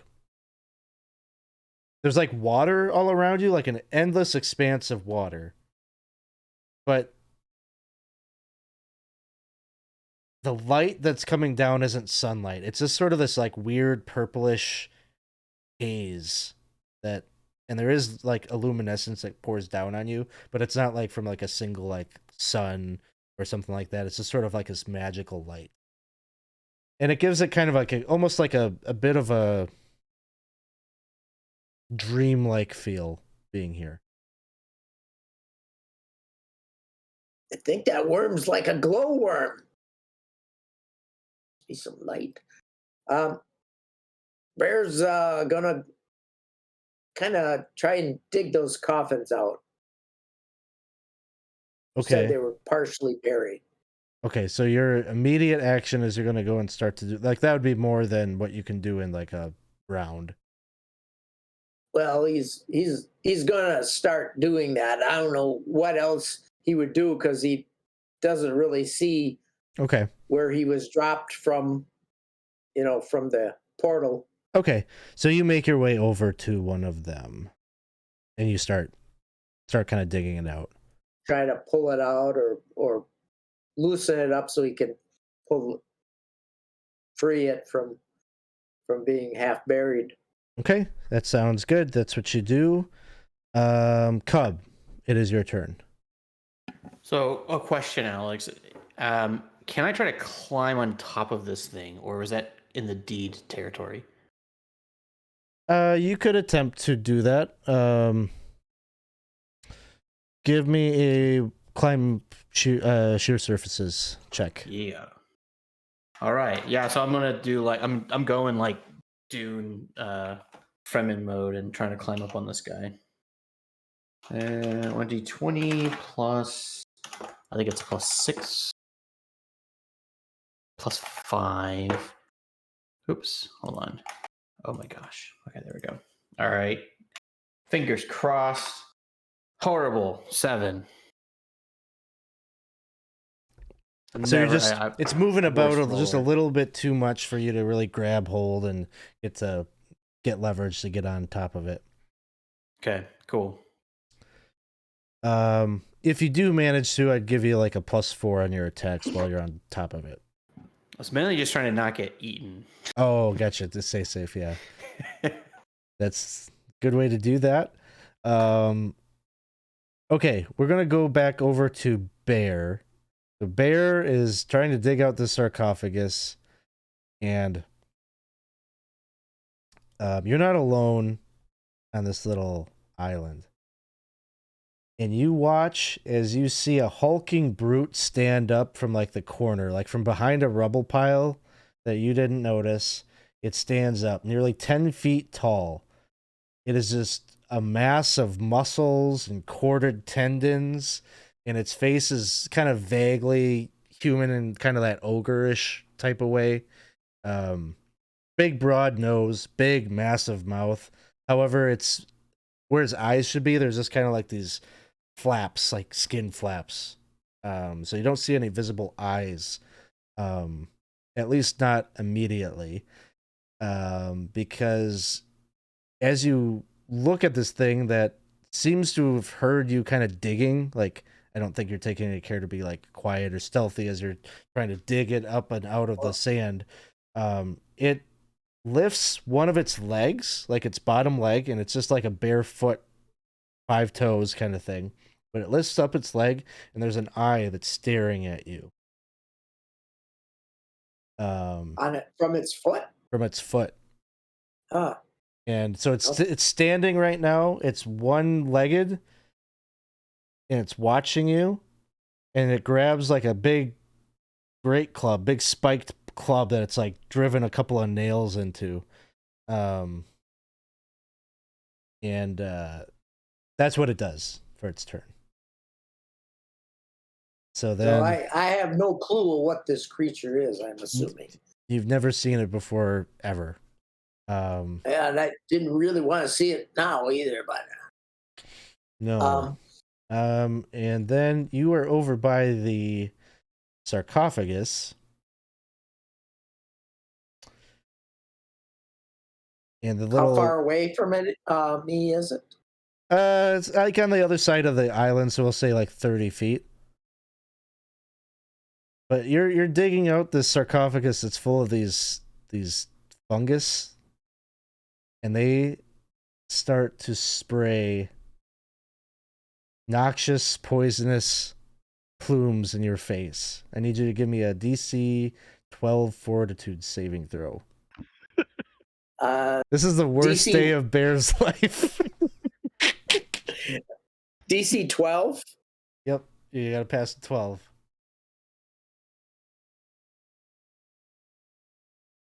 I gotta do what? You gotta beat a 12 or higher to save. But I'm rolling a 12. No. That's the number you Oh. need to clear to be Oh. safe from this thing. Okay.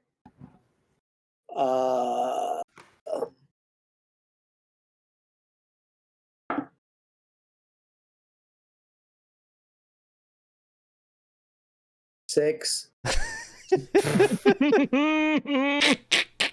Okay.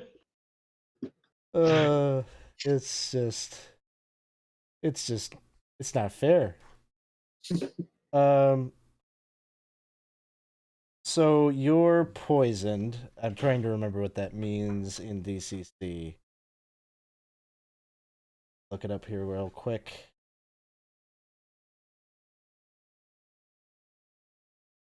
I want to say it's like a -4 on ability checks and attacks. Oh, it's just so bad. Everything is bad right now. Here we are fighting this worm. And we're like, oh, it can't get any worse than this. And then you're down there with getting poisoned. Maybe This the poison will ogre. send you to another realm. Oh, whoa, man.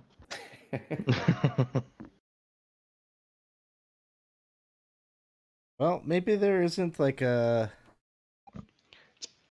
thing for that. So I'm just gonna say that's what I'm gonna say. It's a -4 to your attacks and your any ability checks you do. Alex, there is a table at page 446 with types of poisons. I don't know if you want to use that one. Oh, I could take a look. Hey, let's check it out. 446. Yeah, on my volume is 446. It's basically Appendix P, like in Papa. Oh. Mine's podcasts, video streams, and Twitch streams.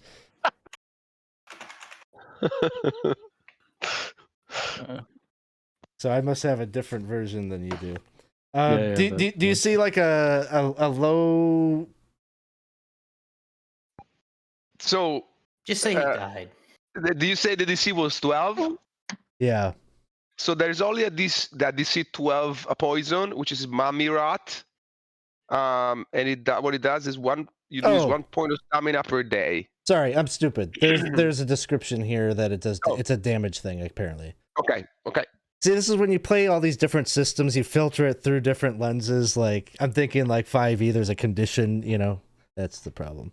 Okay, so Bear, 4 points of damage from that. Oh, besides being... Scratch what I said. Okay. It's just 4 points of damage, and that's what happens to you. All right. So, sorry about the delay on that. I just wanted to... Yeah, I don't know what I was thinking. That's going to bring us to... Oh! More bad things. Portal Worm's turn. So the portal... Oh, no. The Portal Worm, I think is going to try to attack Rollo, because Rollo is like the one that's been a little bit more successful at doing something to it. So, it's going to try to bite you. Do I have a reroll? I do. I'm using my reroll. And you know what? I think its action die is actually D24. It's a D24. I should be rolling D24. Nice. Okay, does a 22 hit? Oh yeah. Okay, so it grabs you. Those big teeth grapple you, and then the ring of teeth, that secondary ring of teeth just around the portal that's recessed in its mouth, just starts to grind you up, and you're realizing where that groove in the walls probably came from. And so this does 2d14 damage. Oh my gosh. So it could just be 2 damage. Could be. Yeah, that's normally, I'm sure, how that works. That's wishful thinking. Yeah, it's only a 14 squared chance of happening. Do you want to link? Did you just link the generator? Is that what? 16 points of damage. Oh. Okay, Rollo goes limp. Okay, so you'll just automatically fail the reflex save as you get pulled, and then Barry, you just watch a body drop on the island. It's just Rollo is like bleeding out.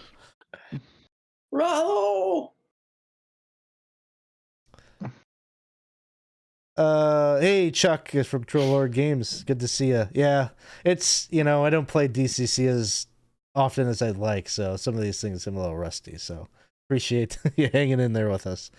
So that'll be it for its turn.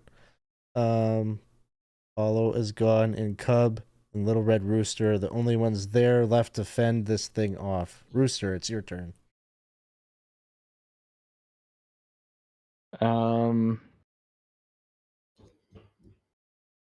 But what are we gonna do? I mean, the smart thing to do is just run, right? But Yeah. Little Red Rooster is not smart. So what he'll do is he will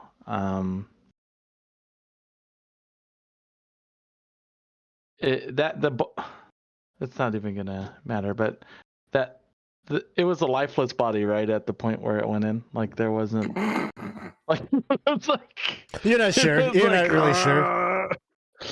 All right. Well, I'm gonna pull out. Okay. I think I might be at a -2 or something for being so close, but I have my longbow, and I'm gonna attempt to hook the foot of poor Rollo. Or can I do that? Can I try to do that? Or is there something I could do is there something where I could just hit the like eject button like on this thing? Is there like a spot maybe that I think maybe that might be like the reverse button on the vacuum? Like What is this, a Hoover? Like I don't know. Shoot it in the tail.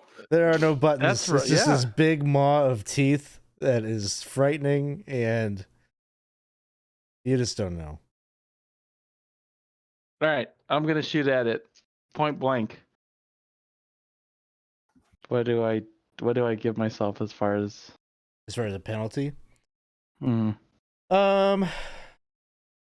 let's have you roll a d16. You got it. D16 with my D die. I am trying to. I'm gonna try to.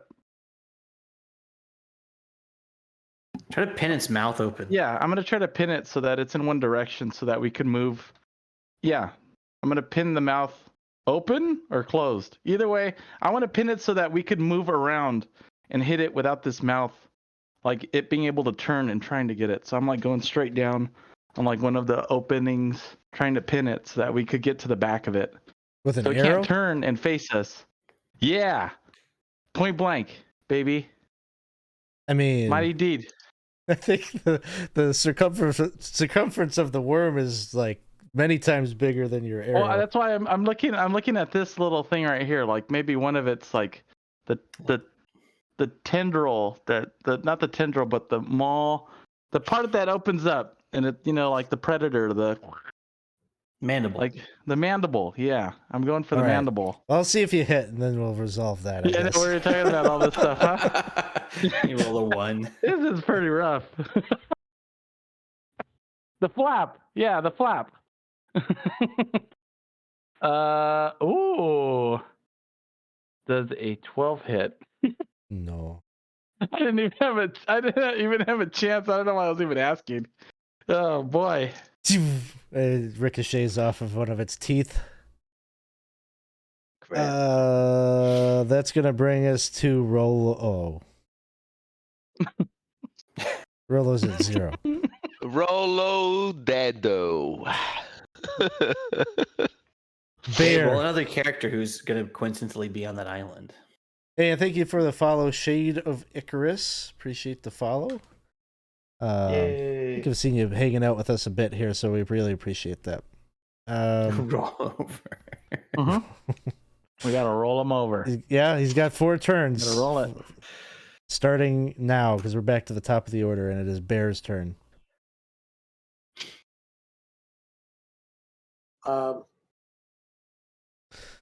Bear doesn't have any ability to stabilize him, does he? Or Here, 1 second. Let me just flip over to the other map so that people can see that. Do you have a way to stabilize him?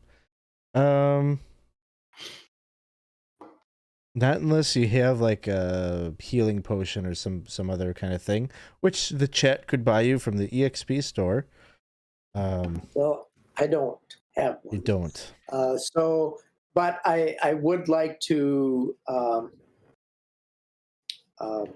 do one of those healing things in combat, if I might. Sure. Now that's a D12 plus my stamina bonus, right? Yep. All right. Ooh. Okay. That was 11 points of healing. Good.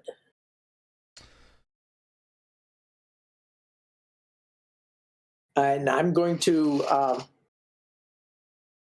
would like to move further away from that other creature, if I can, and I'll speak to him, and hoping that that creature could somehow know common. Hey, we're in this together. We have to work together and find a way out of here. Otherwise, we'll both die in here. Okay. Give me a personality check.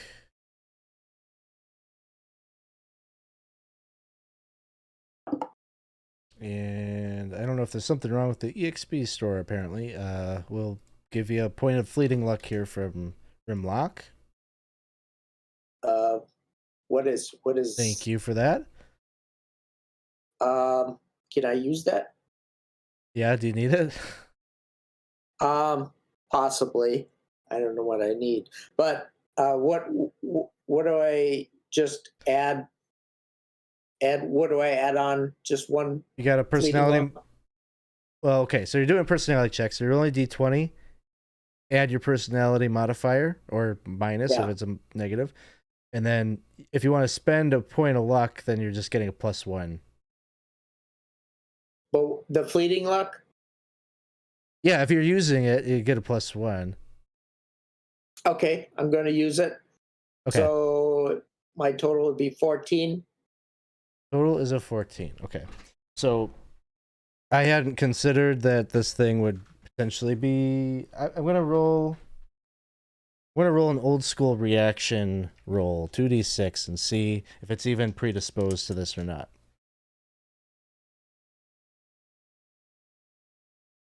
All right. Here we go.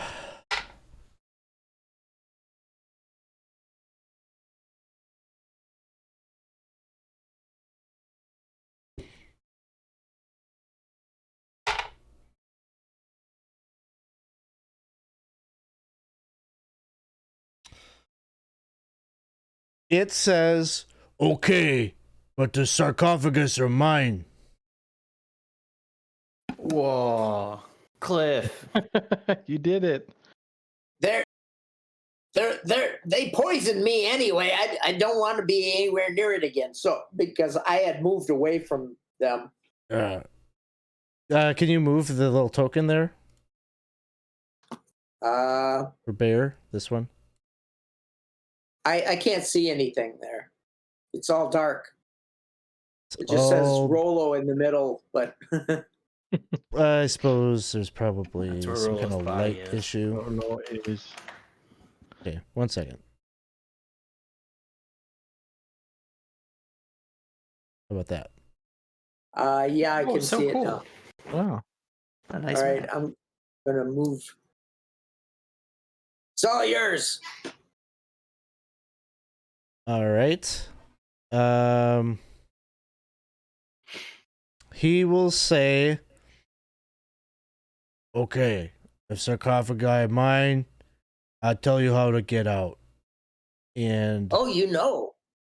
he'll point like across the way. There's like a little, you see like a little portal open. So he's standing on his 1 foot, right? He's got like his 1 foot is his eyeball is looking around, and then he doesn't seem like he can point, or he can't see without that little eye on the bottom of his heel. So it's kind of awkward, but he's pointing over a little portal that opens up on the eastern side for just this brief moment, but then it disappears, and he says, "Doors open up all over. Unfortunately, I'm too slow. I can't.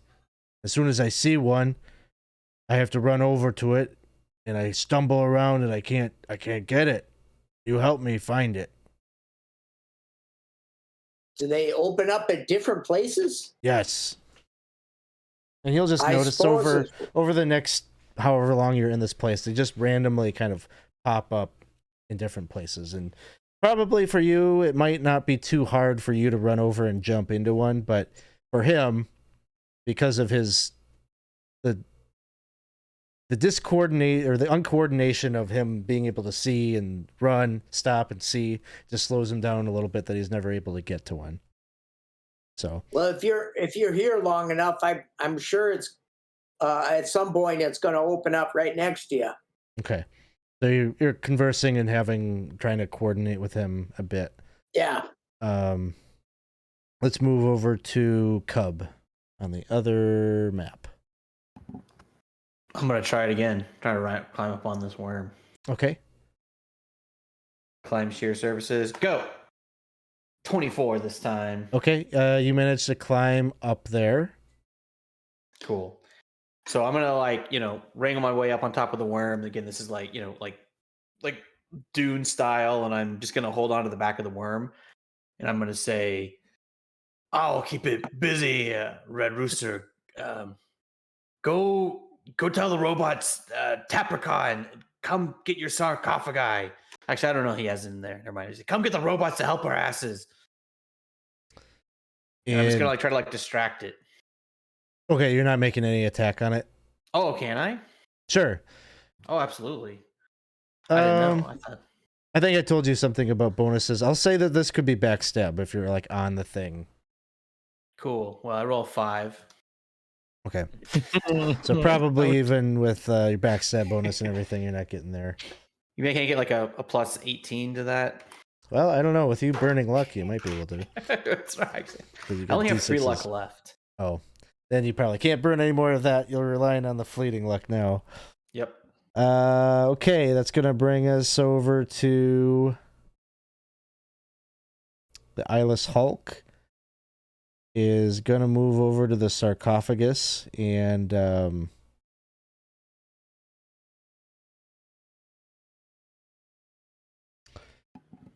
gonna pick it up, hoist it on its back. It kind of scrapes with its club all the the fungus that's on it, just kind of with its reach. He's able to. He doesn't get poisoned. Well, he's got a credible reach, so he doesn't have to get his face down there near it. So he just slides, kind of scrapes it off, and then he hoists the thing up onto his back, and then he's like, "Show me, bring me to portal." And then it is the worm's turn. The worm is going to go after Little Red Rooster. You only need a 15. You only need a 15.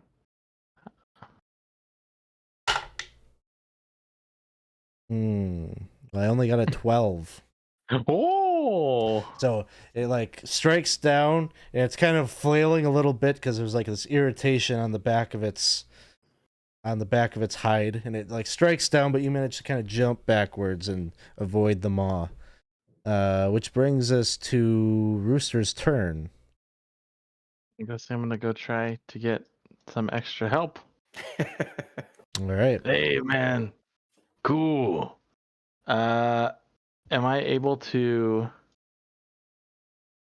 So you said that if I want to, kind of disengage in a sense, or retreat. Yeah, would if you just move and you don't make an attack, I'm gonna say it doesn't take an attack of opportunity at you. Mm-hmm. Is there a way that I can 5, 10, 15, 20, 25, like hide here or like move here and kind of like position myself, because I knew that I got sucked in, to kind of brace myself up against like these rocks so that if he tries to do it again, that I would like have a bit of a brace. I'm gonna try to 'Cause hold that's as on. far as, yeah. Yeah, sounds good. Okay. Thank you for the follow, Ghosty Squid 0. Thank you for hanging out with us here tonight.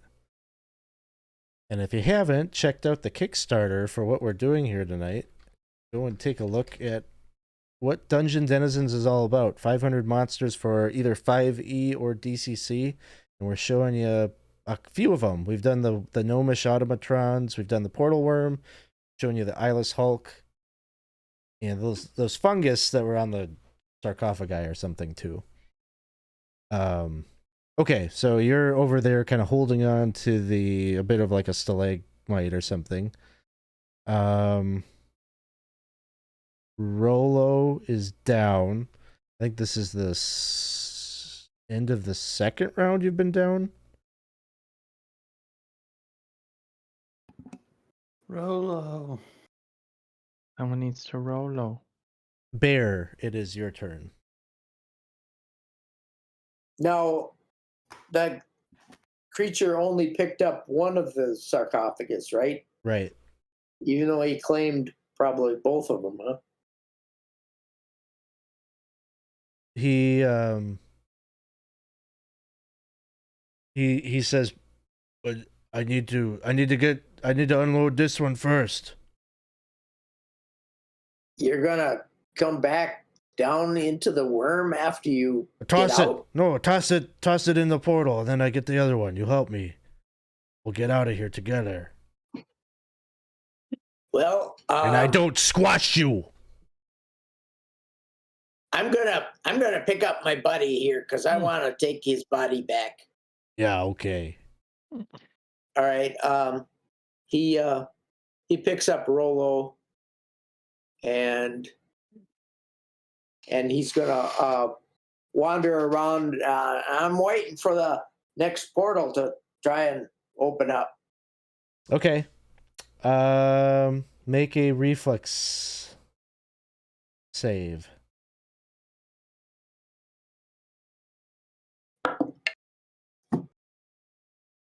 $13. Okay, 13. Doesn't quite make it. So you see one pop up, and you're with Rollo now. You tried to do a lot in that turn. You pick him up and you go and you try to run towards it, and it closes by the time you get there. We'll have to wait for the next one. You're too slow. I know, but it'll open up closer at some point anyway. Just be patient. Okay. So that'll bring us to Cub. I'm just gonna jab my dagger in between one of the plates on his body. It's a 21 without, like, that's just like my normal dagger attack. Do I get a bonus on backstab attack? You Plus should. 3? Yeah, it's like Yeah. So 24.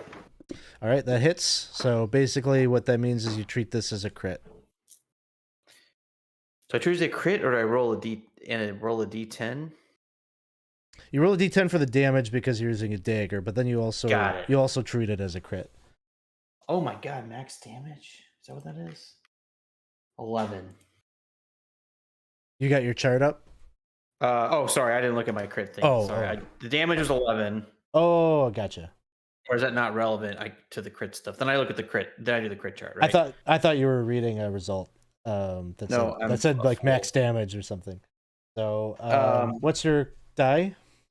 D16. So I rolled an 8, and I did not have my table up because. And what's your luck mod at this point? -3. -3. Okay. I mean, I have a 3 on my luck. I think it's -3. So bring us down to a 5. Blow pierces the foe's kidneys. Okay. Some kind of internal organ of the worm. So you'll do an extra 3d3 damage. Nice. And the foe is stunned for 1 round. Oh, that's awesome. It's another 7. All right. Oops, sorry. Wow, that was helpful. Yeah, so I'm just kind of piercing in, some gross organ squirts out. All right, that'll bring us to the Eyeless Hulk is just getting impatient with Bear and holding onto that sarcophagus and is trying its best to stay close to you. He's just waiting for you to direct him with your voice to where the portal is. And he says, "You're just going to toss your friend through, right? You got to stay and help me out. I need to get both these sarcophagi out of here."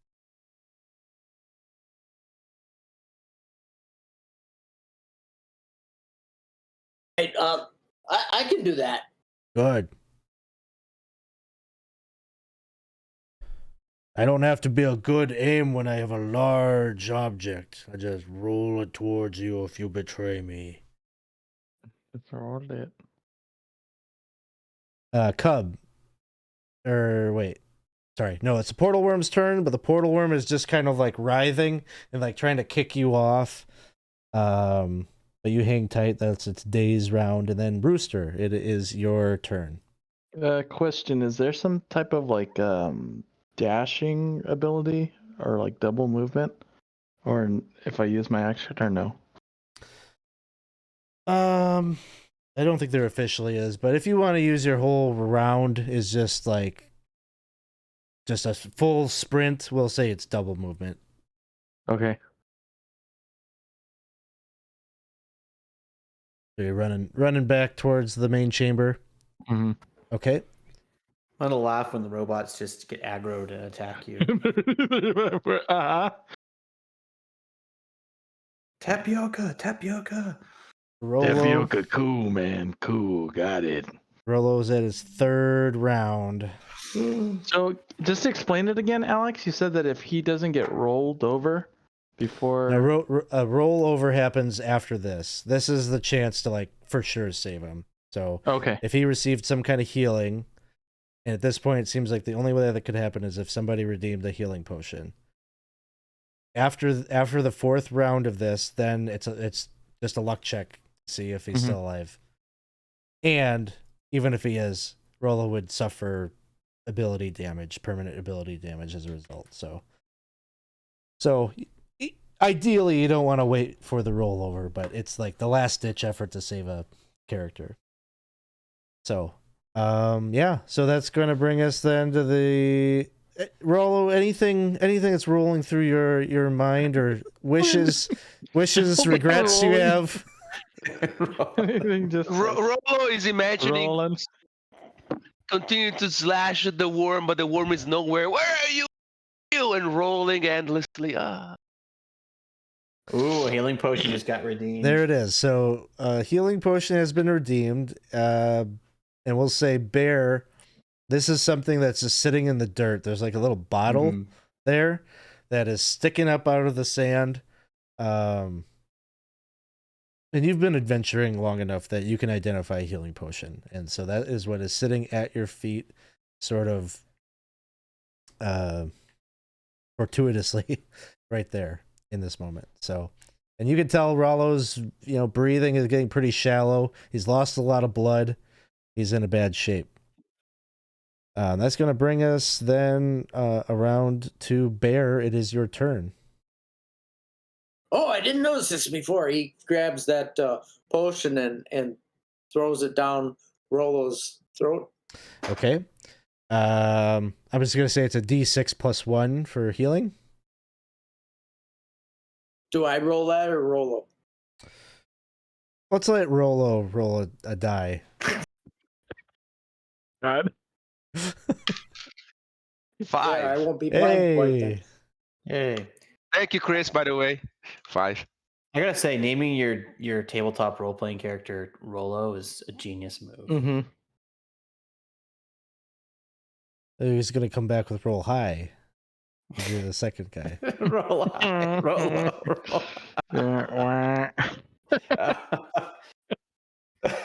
Oh boy. So Terrible. the Eyeless Hulk is just watching as this is happening. He's like, "Come on, step on it. What? Who cares? I didn't see any other portal. There's one right over there."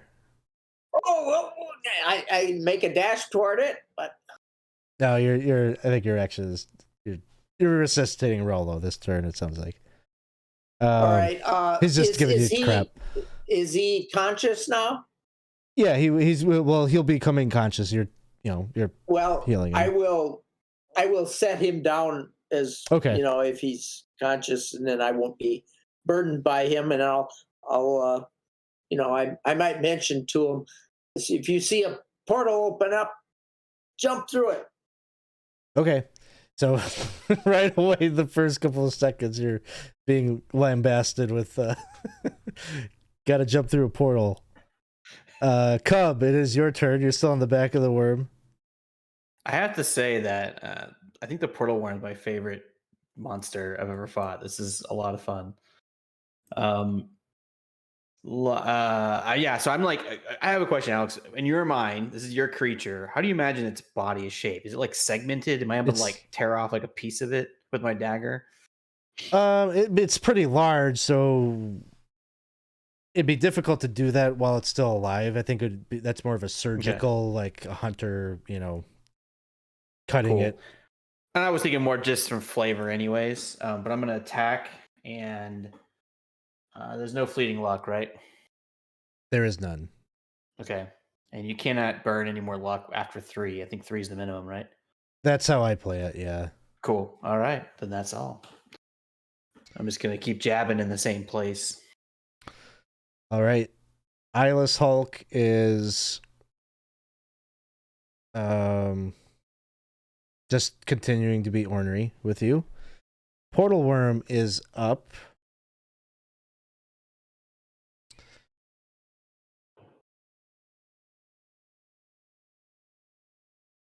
And it's going to try to buck you, Cub. Give me a strength check. Ooh, I'm actually a little bit good at that. So just to make sure, strength check, I just roll a d20. Am I rolling under my strength or am I plussing 1 for how that works? Doesn't matter. I just gonna roll a d20. But I roll a d20, right? Yeah, you roll a d20. I didn't understand the question. You just add your strength What's modifier. a strength check? Strength It's modifier. +1? Okay. Got it. Yeah, I was asking if you roll under your strength or Oh, like no, what was the no, maximum? just luck checks. You do that for. Okay. Cool. Bye-bye. No good.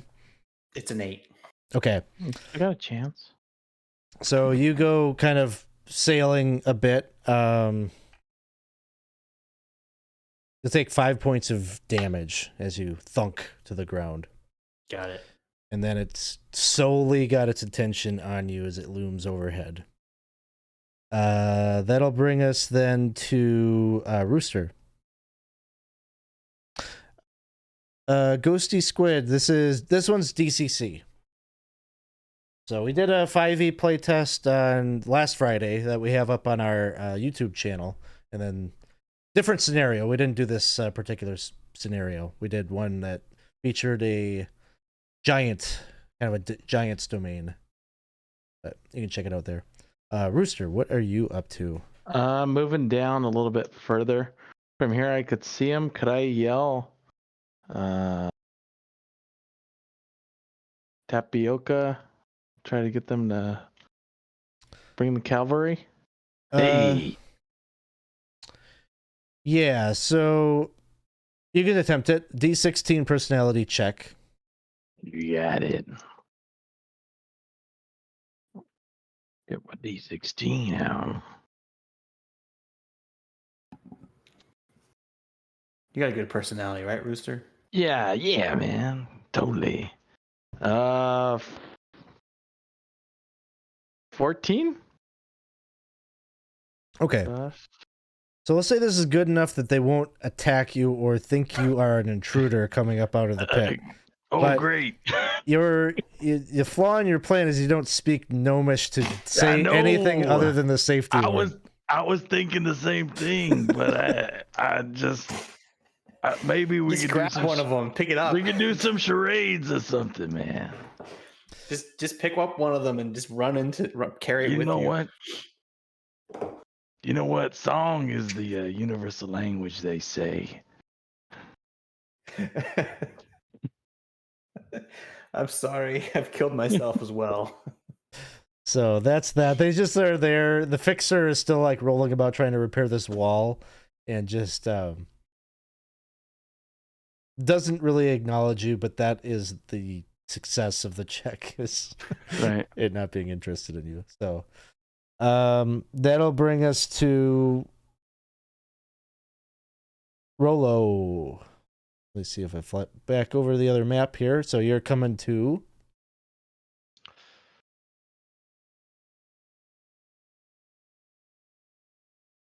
So Rollo kind of opened his eyes, looks around, says, "Bear, okay, I know you. I don't think I know you. Where are we?" So I think he's gonna spend his whole round like getting situated and standing up.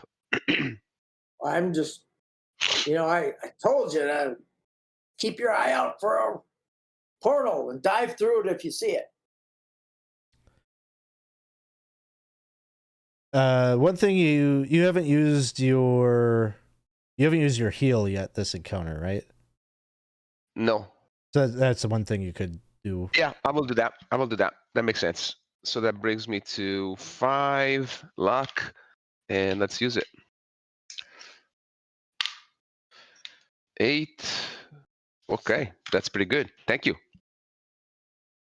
All right. So then I think we can stay right on this map because Bear is up next.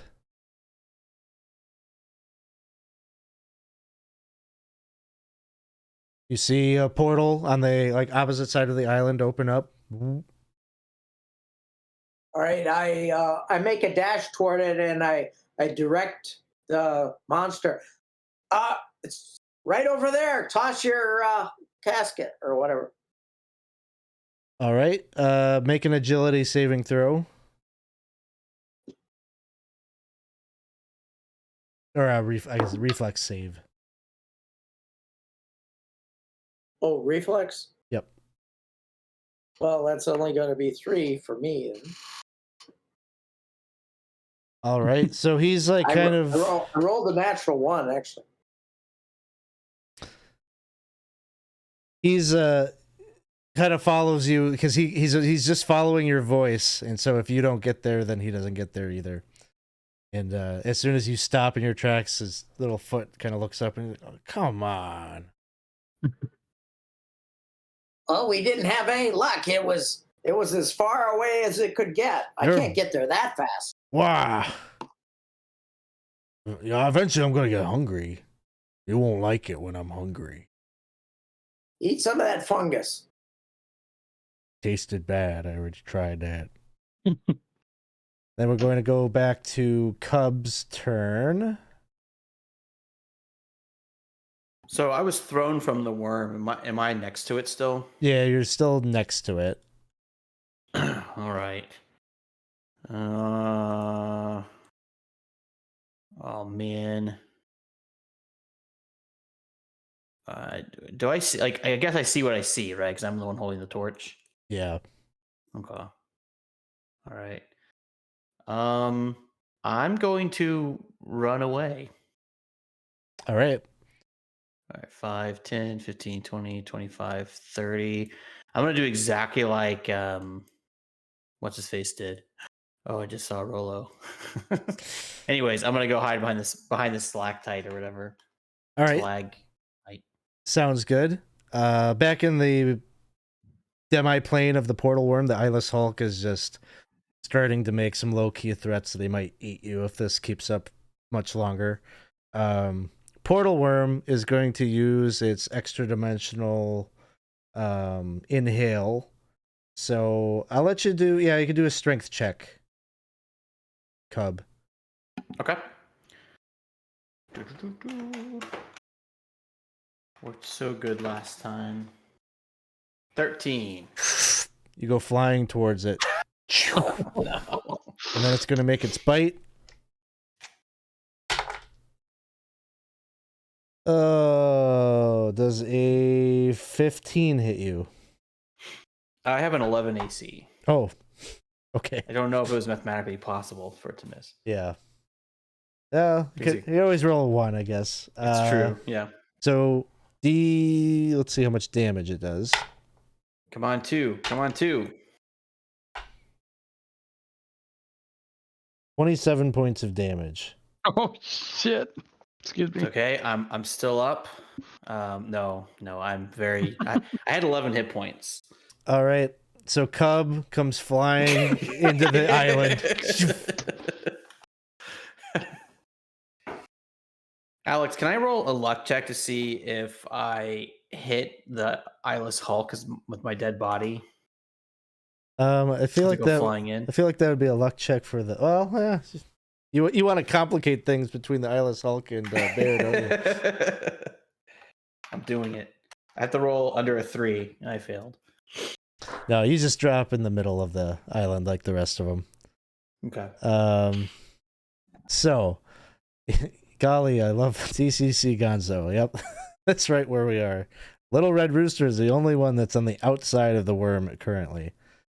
So that's going to bring us to Rooster's turn. Hey, boys. Listen up. It's a coffee guy.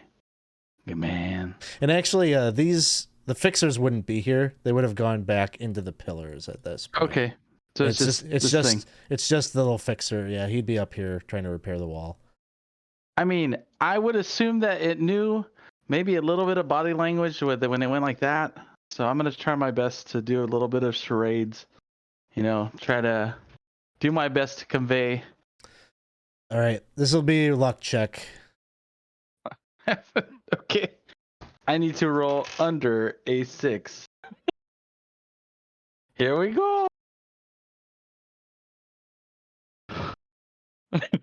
Just already put an F in chat, huh? Here we go. Never have I wanted a 1 so bad.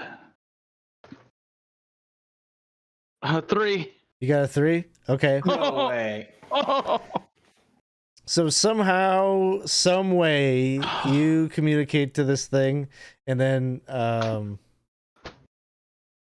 you're wanting it to follow you. Yeah, I wanted to. I'm trying to convince it. Doing my charade move. Okay. Maybe there's something that you signal to it, like there's something broken, further in or something that needs attention. Yeah, I pick up a thing, and it's like. Yeah. I think I'm really saying it's a worm, but I guess it's a piece of rubble, and I'm pointing further down. It's got the torch out, and then it's got a little grabby hand, and it's just we're gonna get it. Yeah, man, let's go. Looks like bring your buddies. Inclined to follow you. So that'll bring us then to Bear. All right, Bear is being very alert as to the next portal that opens up, so that he can make his move, satisfy this Hulk here. Okay, so there's always going to be one that's active somewhere It's just a matter of can you get to it. They only last a round, and then they disappear, and then another one randomly appears somewhere else. So do you want to try right now? Reflex save if you do. Yeah. All right, I'm going to try and see a portal, and I make my move, and it's an 18. 18. And I yell, right there, make your toss. So he's following you, and he tosses it in and makes it with your direction. And then you're staying out for the time being to fulfill your bargain with him. Yeah, I'm still in there, and I was hoping that Rolo would jump through it too, unless he's waiting for a closer one or something. Okay, well, he just has to wait till his turn to do something. Yeah. So, So you direct him. He follows your voice and throws it through. And so then, and Cub's body is in here too. Cub's body is Let me just bring that in. I don't know why the art didn't follow these tokens, but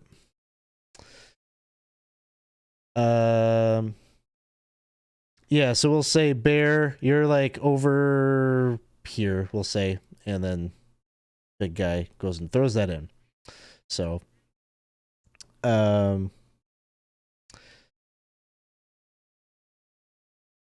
was I was gonna say, oh yeah, on the outside, Little Red Rooster, you hear some kind of like big thud, like some kind of big stone thing, metal thing, like fall and hit the ground up ahead the tunnel.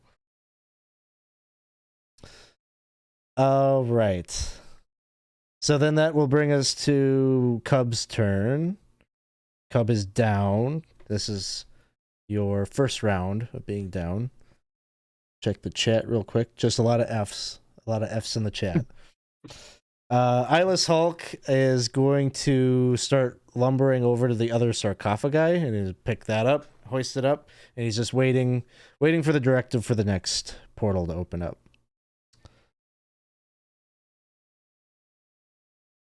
And with this one, if you direct him to the portal, he's like, I'm just gonna, I'll dive in with this one and we get out of here. And then that'll bring us to... I thought you said you couldn't move fast enough. Well, you're directing him. You're helping him to the portals. So that's the assistance that he needs. All right. Portal Worm is up.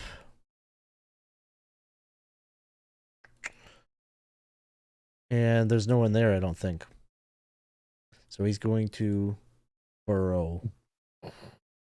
Oh. That's not good.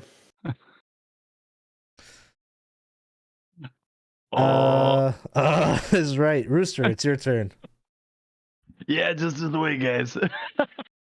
Zzz. All right, we'll just go full motion to get there. All right. I'm just going to have this thing go on your initiative. Little wheels carry it forward, and it's just following right behind you. All right. That will bring us to Rolo. I guess Rolo has taken on what the heck Bear was talking about. And I think he realizes with his armor on, he cannot rush through the portals with a speed of 15. So we're just gonna ignore all that for now and go near Cub and see if he can staunch his wounds.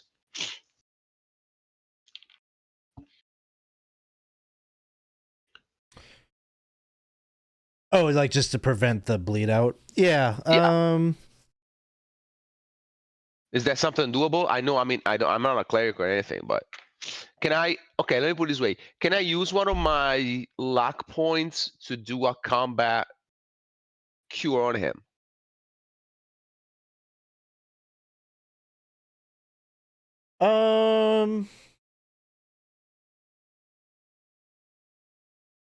Cub, you haven't used your combat heal yet, have you? I have not. I'll say Rolo, you could burn a point of luck in Cub's favor to allow Cub to do that. Okay. Yeah, that I will sounds do good. that. Cool. Thank you. So you go over there and try to resuscitate Cub, and then you can roll your hit die, which is it D6 for the thief? I would be surprised. Surely it's D4, right? I think it's a D6. I think is it's a it? D6. Let me see. It might be right. It's a D4. It's a can't- D4. It's a D4. Yeah. Yeah, okay. And that's it? Or I add anything to it? Stamina mod if you have it. I do. I got a +1. Oh, 4 points. All right. That death counter is no longer. You are active again. So that was Rollo's turn. We're back to the top of the order, Bear. Now, this worm you said was burrowing. Well, you don't know that. Well, I was wondering if I could feel anything. No. Oh, Nope. Demi-plane is not All right, physically inside the portal worm or anything like that. It's just place you are now. well, Yes. if he was burrowing, I was wondering if there was a lot more debris starting to drop in because that's where it comes, doesn't it? Yeah, maybe there'd be a bit of debris falling in at the center of the island there, starting to happen. All right. Yeah. If there's a portal close by, I'm gonna yell to the creature to. This is where it's at. You know. I mean. Okay. Agility saving throw, or reflex saving throw. 18. All right.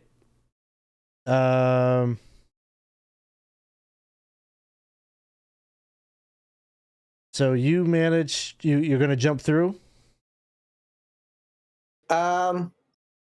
I think I'm going to let him jump through right now, and because I want to make sure that my companions come through at the same time I do. Okay. So on his turn, he'll pop through. Cub, it's your turn. All right, I'm gonna get up and just bewildered by what's happening around me. And are we kind of saying it takes a turn to like figure out what the heck's happening? No, not necessarily. It's just your movement is standing up, I guess. Got it. Okay. So yeah, so my movement's standing up, and then I'll just kind of like, is this heaven? And I see Rolo, like, oh, it's heaven. Sounds good. That'll bring us to the Eyeless Hulk is gonna run towards the portal where Bear is and jump through with the sarcophagus. And then it is the portal worm's turn, and then it's Rooster's turn. Oh, it's a bit dark over here. The little gnomish automatron like turns on a flashlight for you. Oh, that's nice. That helps. All right, 5, 10. Get here to be able to see in. And I'm turning the corner with my longbow ready to shoot. And as you look, well, you don't have enough light probably to see anything in there from that vantage point, but you can hear some kind of lumbering thing grousing or complaining. Hey, Cub, we're back, baby. We're back. Where'd the light go? Hello? Light's right behind you. No, here. no, yeah, I think I'm talking more so about the light that was already in this Hmm. cavern, because he had it on him. So Right. Yep. Things aren't exactly as they were when you left this area. That'll bring us to Rolo inside. I guess Rolo will explain to Cobb what needs to be done and then wait for a portal to appear. Sounds good. Back to the top of the order, Bear. It's your turn. All right, I'm gonna lend some assistance to the other two if possible, and make a dash toward the portal. Here's one. Follow me. Okay. Reflex saving throw.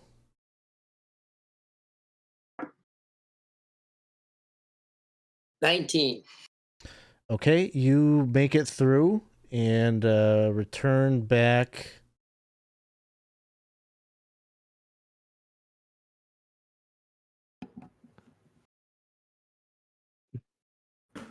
I just I'm thinking of all extremely the worried what's about to happen. These are interesting now. You coming out the back side of the worm, like someone suggested, or are you coming out the front side? Mm. I don't know. So we will say, just for, I think this is the way to go with this.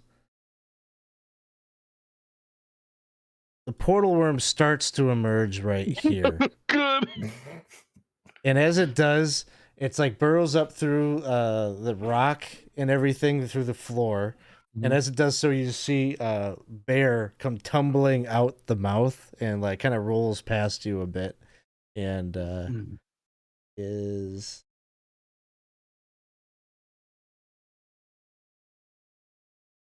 ends up right here.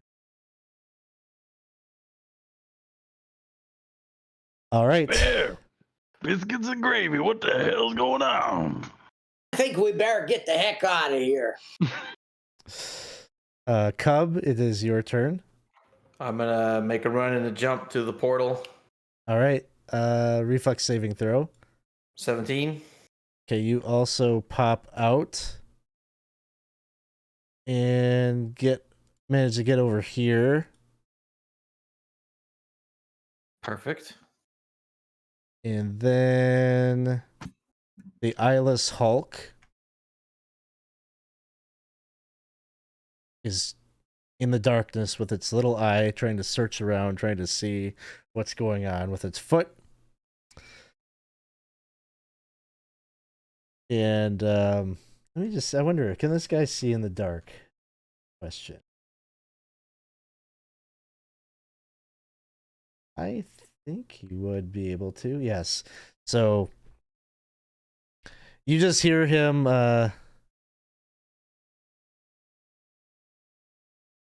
he's like calling out. He's like, oh, you guys moved all the way over there, huh? Somebody help me with the sarcophagus. These are heavy. You didn't want me to touch them. Portal worm is up.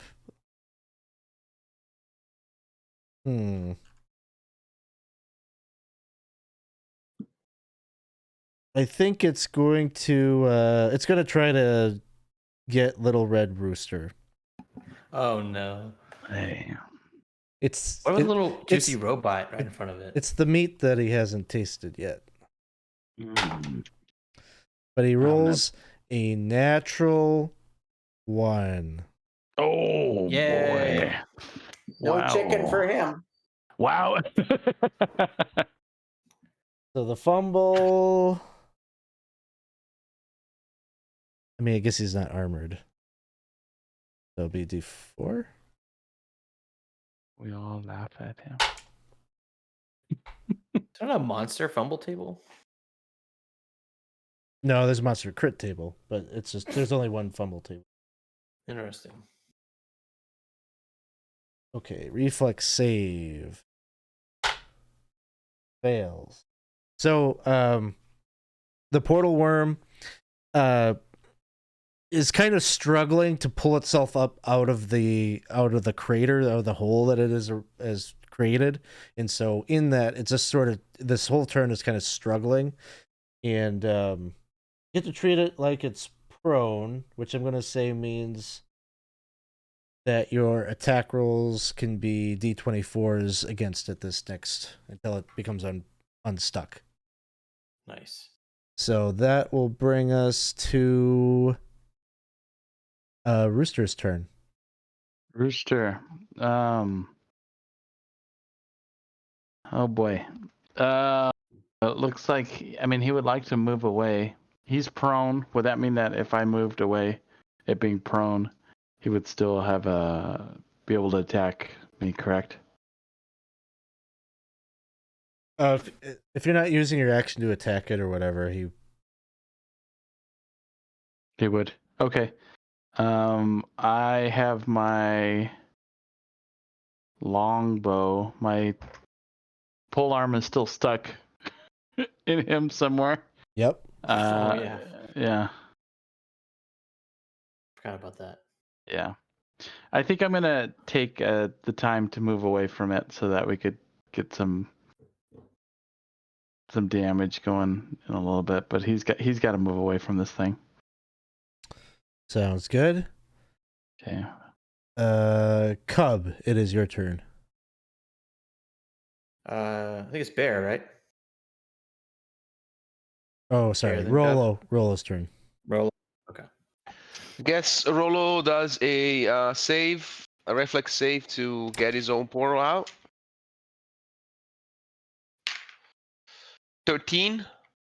13, not quite enough. Closes before, well, once you get like within 10 feet, you're a little slower, so little bit trickier perhaps. Guys, where are you? He says, forlornly. Oh no. Now we are back to the top. Bear, it's your turn. What's taking him so long? I'm going to move away from that worm and try to catch up to Rooster here. Okay. Sounds good. Whoops. Hey, did the robot help us at all? I mean, not the robot, the gnomish automaton. Yeah, let's see. I think you said it was on my initiative.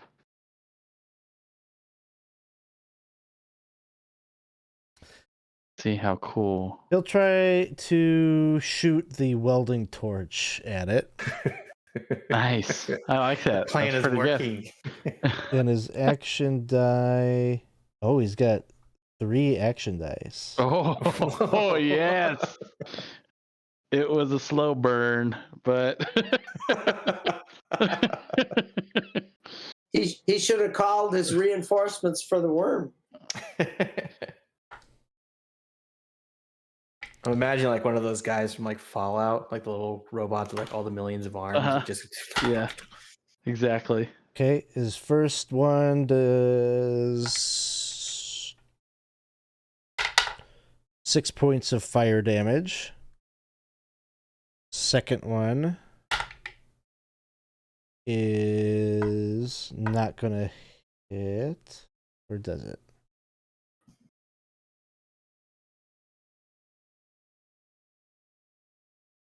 Does not hit. And then the third one does hit. There's just blasting it with almost like a flamethrower strength of fire that is shooting out of its little gun.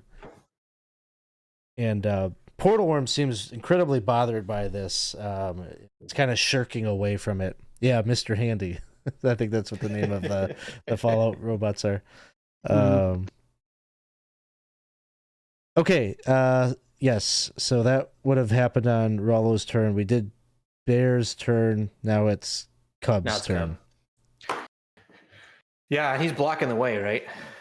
Yeah, he's okay. wedged in I'm the going tunnel with my there. dagger. I'm just gonna try to stab it. All right.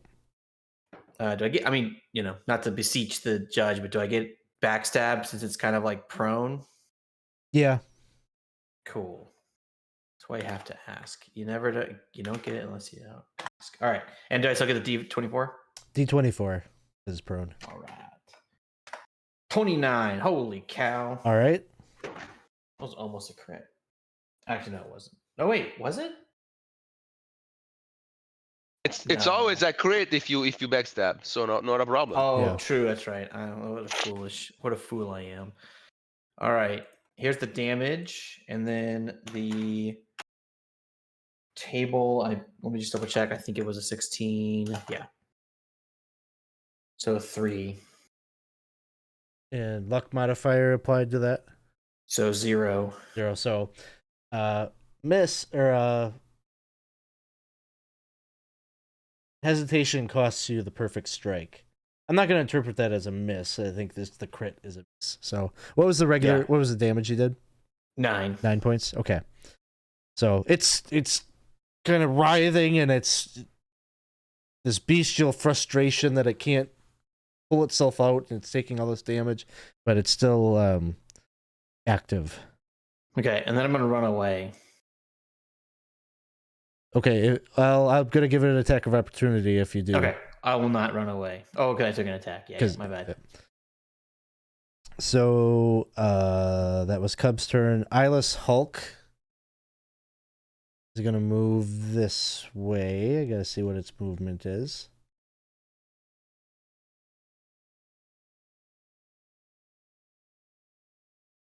Where are you? There he is. 40 feet of movement. So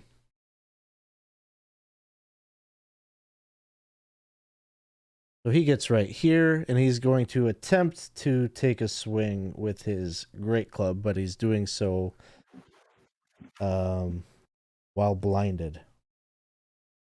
Oh no, he can't. Pretty sure blinded characters just can't attack, so he has to. He's a little staggered in how he operates, but he gets over. He kind of runs into the wall, and he's just kind of like clubbing in front of him, trying to hit the worm. I pee myself a little bit. I love that we have these other created monsters. We think helping us. Yeah. But, you know, it's awesome. Portal Worm's turn. Portal Worm frees itself from. It pulls itself up and out, and is going to attack Cub. And the 21 to hit. Also unconscious. Stop! You just hear all the rolls. It's 29 points of damage. Oh my God. Rollo, you just see a bloody stump of a man fall into the middle of the island. Yeah. Again. All right. Oh man. Rooster, it's your turn. Oh. Doing well. I didn't see that. So here we go. I'm gonna shoot. Here we go. I'm gonna shoot, and I'm gonna try with my mighty deed to try to confuse it. I'm gonna try to hit it. Then I've been studying this thing. I'm gonna try to confuse it so it gets staggered and not know where it's going.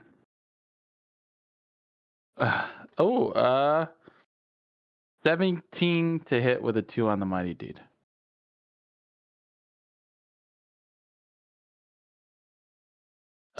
Burn a point of luck. 2 points of luck. Yeah. 19, Yep. I think hits, right? Burning 2 points of luck. Uh-huh. All right. Yeah. You hit. Yay! Wow, it's gonna be worth this major damage that I'm about to roll. That's right. Ooh, with my mighty deed bonus, 8 points of damage to this bad boy. Arrow goes Hey. sailing through the tunnel, And the thing had just swallowed Cub, and it turns around, and your arrow goes and sinks right into the middle of the portal. And as it does, the portal starts to like change colors. It turns orange, and then like green, and then violet, and the whole thing is starting to kind of tremor and shake and convulse a bit, and then it just explodes in this massive gore that blankets and cakes the entire chamber here. This is really bad for... Wait, what does that mean for us? Yeah. Sorry. Wasn't there like a whole island in there with like an ocean? So you can... I don't know that it matters, but you can make a reflex save for half damage. To me, you're only speaking to Rolo. Yeah, Cub, I think you're just toast. You're totally dead. Holy mackerels, right. I'm gonna get started on rolling these dice. I'm gonna throw in my last luck point, bring it to a 12. Not that it's gonna make much difference, but So even though we're not close, we're taking a lot of damage. Is that what you're saying? I No, think we those are. of us inside. Yeah. What's that? It's The just it's the two that are inside, and then there's like a little robot and the big Hulk that are gonna have to deal with this. Okay, so The I was automatron. excited for a second. Oh, wait a second. so I'm far enough away that I'm not You're not getting involved. damage. Yeah.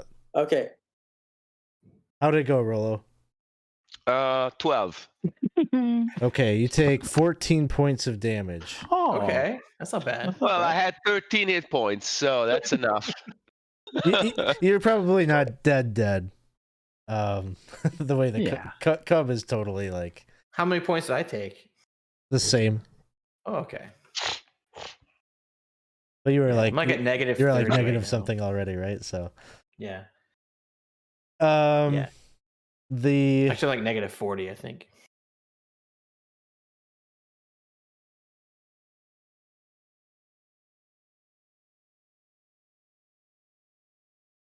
the Clockwork Fixer is like thrown up against the wall and kind of you see parts of its appendages have fallen off, gears are kind of rolling down the hallway here. And it's just like kind of meekly kind of humming and trying to pick itself up, but it just looks completely out of commission. The Eyeless Hulk, I have to look. How would he be doing? Oh yeah, he would be able to make it. So he's looks a little bit like scarred and like gravel and rock and whatever has just blown up in his face, but he's still up on his feet, and he just kind of looks around at the two bodies, and he says, "Okay, well, come help me with this sarcophagus. You promise." I promise to help you get out of the worm. Oh. I didn't promise to be your... Choose your words wisely, little one.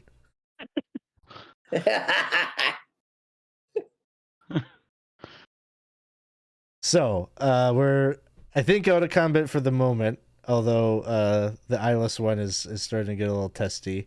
Little Red Rooster and Bear, what would you like to do? You can see the debris of everything is kind of cluttering this hall, the gore. It's something out of a horror movie. You can see Rolo maybe is kind of twitching a bit. There's like signs of life from him. Then you see Cub is laying there too. Not so lifeless. No, not so pieces. Yeah. Yeah. Okay. Oh, Rolo man. Where is I'm talking with Rooster in low enough voice that the Hulk can't hear us. We're pretty beat up. I don't know if we can fight that guy, but maybe we should just, drag Rollo back with us and report what we ran across here. Yeah, man. That's fine. Wait, all he wants you to do is carry that sarcophagus, dude. I don't know if that's a big deal, right? Yeah, he wants us to help him steal them. I don't think we were sent here to, help out a thief carry the. I'm just the looking at him saying this, and then I'm just looking at like the gore and everything, and just like I'm pretty sure like I got like Cub's big toe in my hair. It's hard to say what part of what is. Yeah, man. And that big worm's guts are all over. That's right. Yep. I will never. That's one thing I said when I became an adventurer. I would never not stick to my morals. You are correct. It would be wrong for us to help him steal that. But let's go get our friend. Maybe we could just sneak out. What do you say? Let's go. Yeah. Okay. I'm gonna try to get to Rollo. Okay. Rollo, you've already used your heal from the encounter, right? Correct. Yeah. So basically, I think we're in probably a luck check territory here, and Mhm. I don't think they have anything to help you. So make a luck check, and we'll see. Well, now currently my luck is 3, so I'm going to detract 3 from whatever I roll. So that's awesome, right? Actually, You add. got it.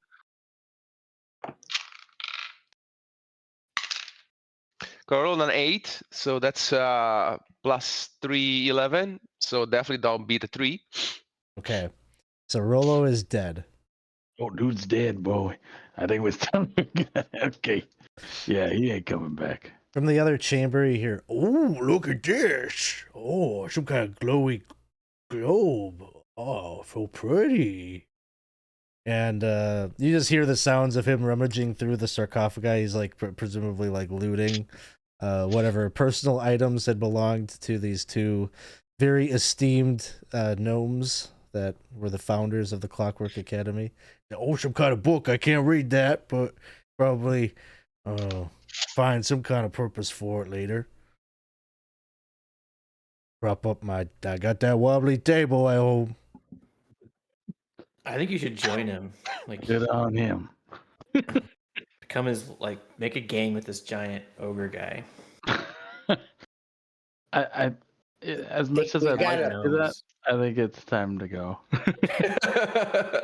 Hey, listen, we need to find some other allies, since we're half and we're wounded and beat up. And I'll try to take I'll try to, if I can, I'll grab Rollo's body.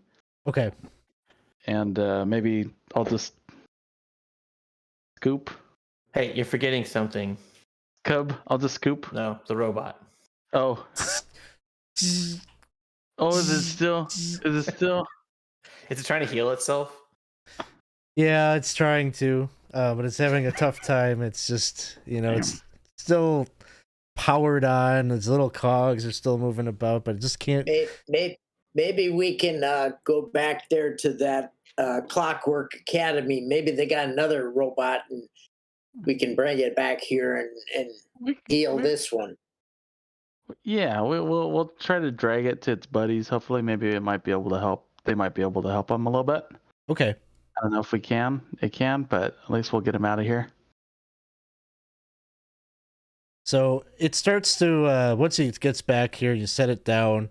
It's got this little arm that seems to be kind of like a couple of different appendages that are kind of like moving things about and trying to like make connections between different parts of it that seem to need to be fused together to make the whole work.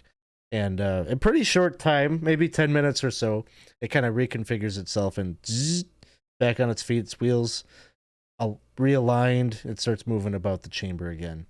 Mm-hmm. And hey, listen there, Bear. Baby. Cool cat. He's that guy ain't getting out of here with that stuff. These boys, they're gonna take care of him when they get through here. So true. Oh my god. You know, I wonder how he got in here. Maybe he came through one of the worms. He's got all of his stuff in the thing. You're talking about me? Feet. And then you guys are leaving. Yes, we are We leaving. need to get out of that crossfire. So you do so, and you could just tell that it goes terribly for the Eyeless Hulk. And yeah. So Little Red Rooster and Bear, you are the two survivors of the session. So you'll go back. Unfortunately, there aren't any like priests or healers that would be able to help out with Cub and Rolo, but they offer a place in Gravemount for the two of them, a proper burial, and actually one that is of the status of some of their most important people from the academy, and so they're willing to do that. Pay you appropriately, Little Red Rooster. You'll get your wings. You've earned that. And then Bear, what was your thing that you wanted from the Clockwork Academy? All I was asking for was to be able to get in here and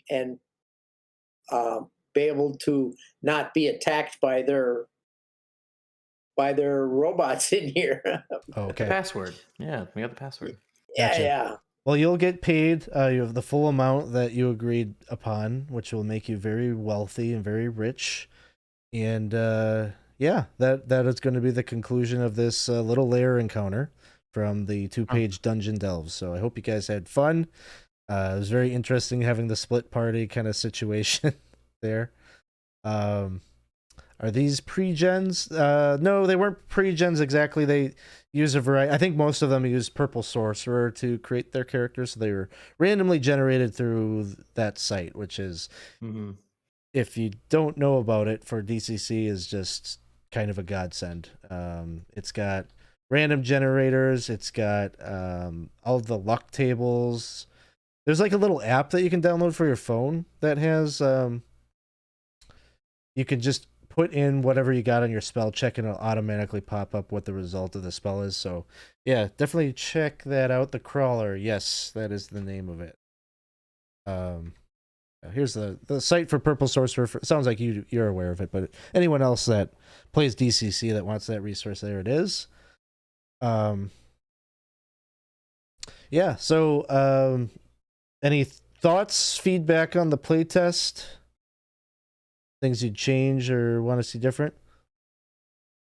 I mean, I'll say it again. I this is promotional. We can't use cuss words. I freaking like the portal worm. It's a lot of fun. I think that I would say that it definitely takes a sophisticated DM to make that like work and be cool and engaging. But you did a really good job with it. I enjoyed it a lot. It was fun. Just something about the idea of like there being like a world inside the. I mean, it's sort of inside the worm, but like in a different dimension. Yeah, it definitely feels like this portal worm could be like this could be the beginning of an adventure. You know, you could. I mean, you could even have bam, you are like encounter right off the bat. Characters are here. Encounters off the bat. Portal worm. Hopefully everyone gets not chewed up, but sucked in. And there's like a whole world down there, right? Yeah. That would be crazy. So I'm going to assume that I wouldn't have stand a chance against that Hulk alone. I think you could deal with him. You don't want to get myself. So his drawback is that he can't see half the time, right? So half. I mean, you don't want to be stationary in dealing with him, but you know, if you had like a ranged weapon or something, like you could totally screw with him because half the time he can't see. You don't want him to be up next to you. But once he catches up to you, you know, he would deal a lot of damage. But yeah, he's faster than me if he can move 40. So Yeah, with the right tactics, he could be dealt with, but a little hard probably to do it solo. How many hit points did the portal worm have? Let's see. I just rolled it. Yeah, I think you rolled the 42. It was something like that, 40 something, 42, 45, something like that. So it's 66 hit points. Okay. I believe. Nice. Yeah. Oh no, it was 10d8 hit points. 98. 98? Um, Okay, yeah, that's that. that's I would pretty say good. what, maybe a little bit of a glass cannon, but like that thing, like it could ruin your day, right? If you don't Well, yeah, go it after takes it. you out of the fight. Like that was that's the challenge. That's something you don't really think about much in a combat. It's like if we were all four just wailing on it, sure, but as soon as We some of couldn't. us go in, Right, especially because it sucked us right in. Like it was. right away. So when I Well, plus initially it- created this thing, I had sent it out to a couple of people in 20 sides to look at, and Winston was one of the people that picked it up. Mhm. And you actually used it in one of your adventures. Would you want to tell us a little bit about Yeah. how you used it? So I used it narratively.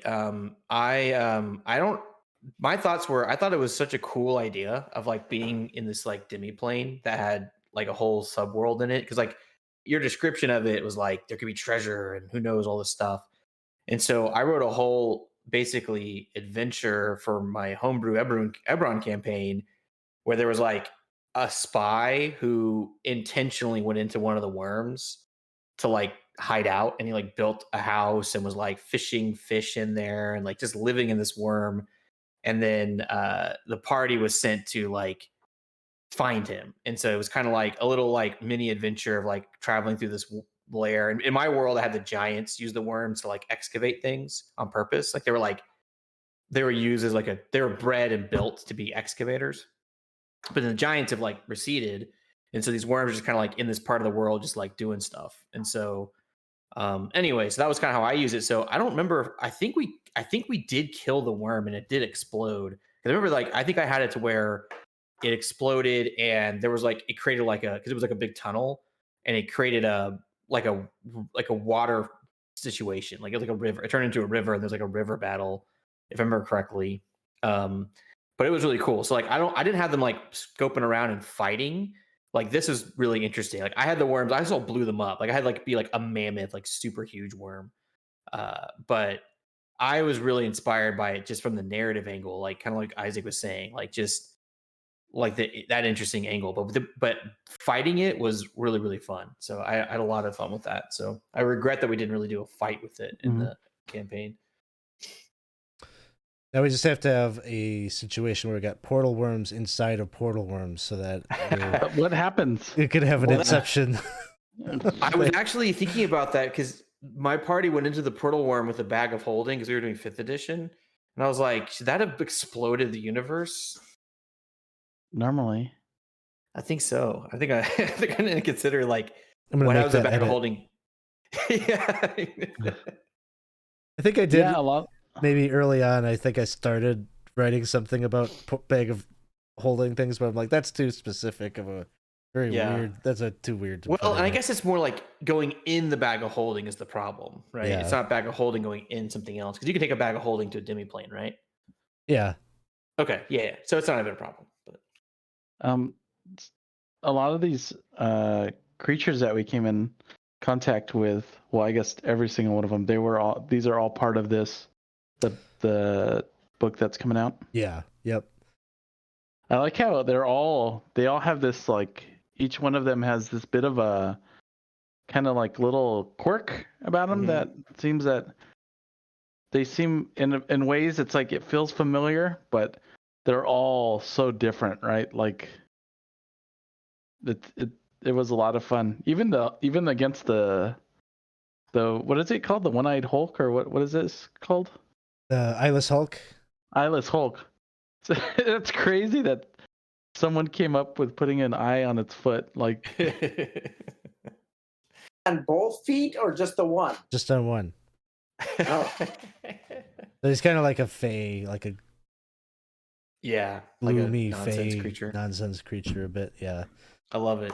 So the explanation for why he's there is that little spring in the bigger cavern is a fey crossing, and so the portal worm sucked up some of the water and such from there, and he was on the other side and got kind of pulled in arcane whatever of it, like pulled him in from the fey wild into the portal worm.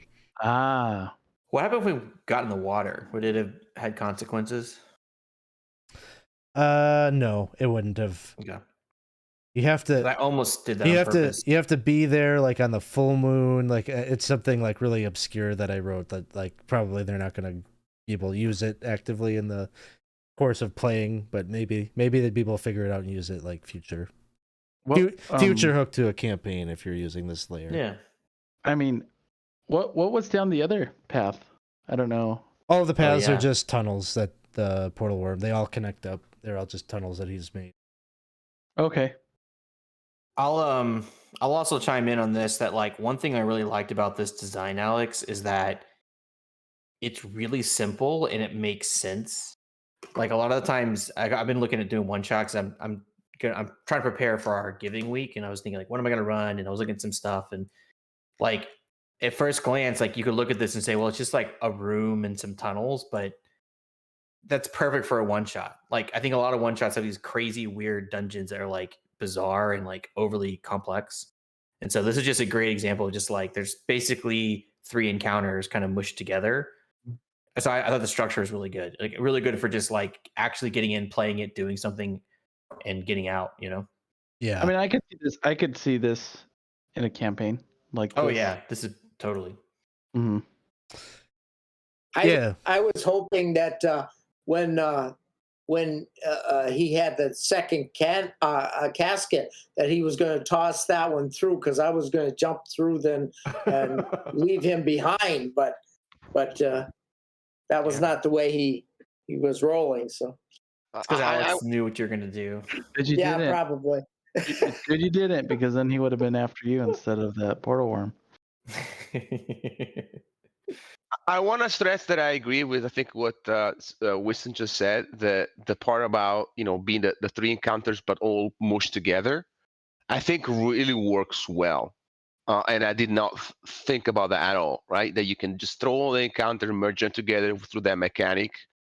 But it's a lot of fun. It adds a lot of dynamism to the session. I think, it works, especially for a one shot. But again, as Ike said, it also can be, the start point or midpoint of a campaign very easily. So Yeah. I think it works really well. Definitely, this was a one shot. That was a one shot. Normally, one shots are 3 shots. So Yep. Yeah. That's totally true. I think that's what you'll be able to expect from these 2-page layers. Kind of reminds me of like the 1-page dungeon concept. Like it's all pretty bare bones.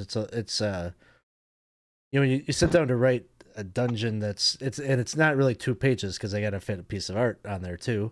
Like you don't have the words to describe things, so it has to be almost kind of like bullet point style. Like here's like the most important things in this room, and then it kind of forces you to be simple. I think just the limitations of it, but it's cool to see like a possibility. Like you guys come through this first room with these things that are going haywire, and you could have fought them and destroyed them, and then No, we couldn't have. But then you wouldn't have had. I think that was a case of we had to know when to not fight. We would have been slaughtered.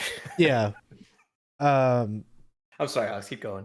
But the point is that you could have, it's possible to destroy them, right? And then that's a thing that's out of the way. But then you guys use it as a resource later on to like help out. Like that little fixer guy did how much damage in one round? He did the most damage. Flamethrower. Like he did tons of damage. Yeah. So yeah, it's kind of interesting to see like a choice that we made earlier maybe helped us out in the long run. Yeah, that was fun. Yeah, that was. I will say that's the joy of being a thief, that because like and even in a campaign, what's cool about thieves and DCC, if anyone's not familiar, is you burn your luck, you decrease your stat, right? So if anyone's like watching and curious, but for thieves, if you're at your long rest, I think you get some back or maybe all back, like over time maybe on the luck. Every day you get a little bit. Every day a little bit, and so it's not like it kind of incentivizes the thief to be sort of like a little like willing to do that kind of thing. Plus, then you get the dice roll on it, so that was cool. Like I realized like we were gonna die, so I was like, well, I'm just gonna burn out every luck point I have because there's no chance to make this happen. But it was cool. That's why I like DCC. Someone mentioned in the chat like just they love how gonzo it is, and I think that like it does, and like Gabe is saying, it just supports that like cinematic way. It was fun.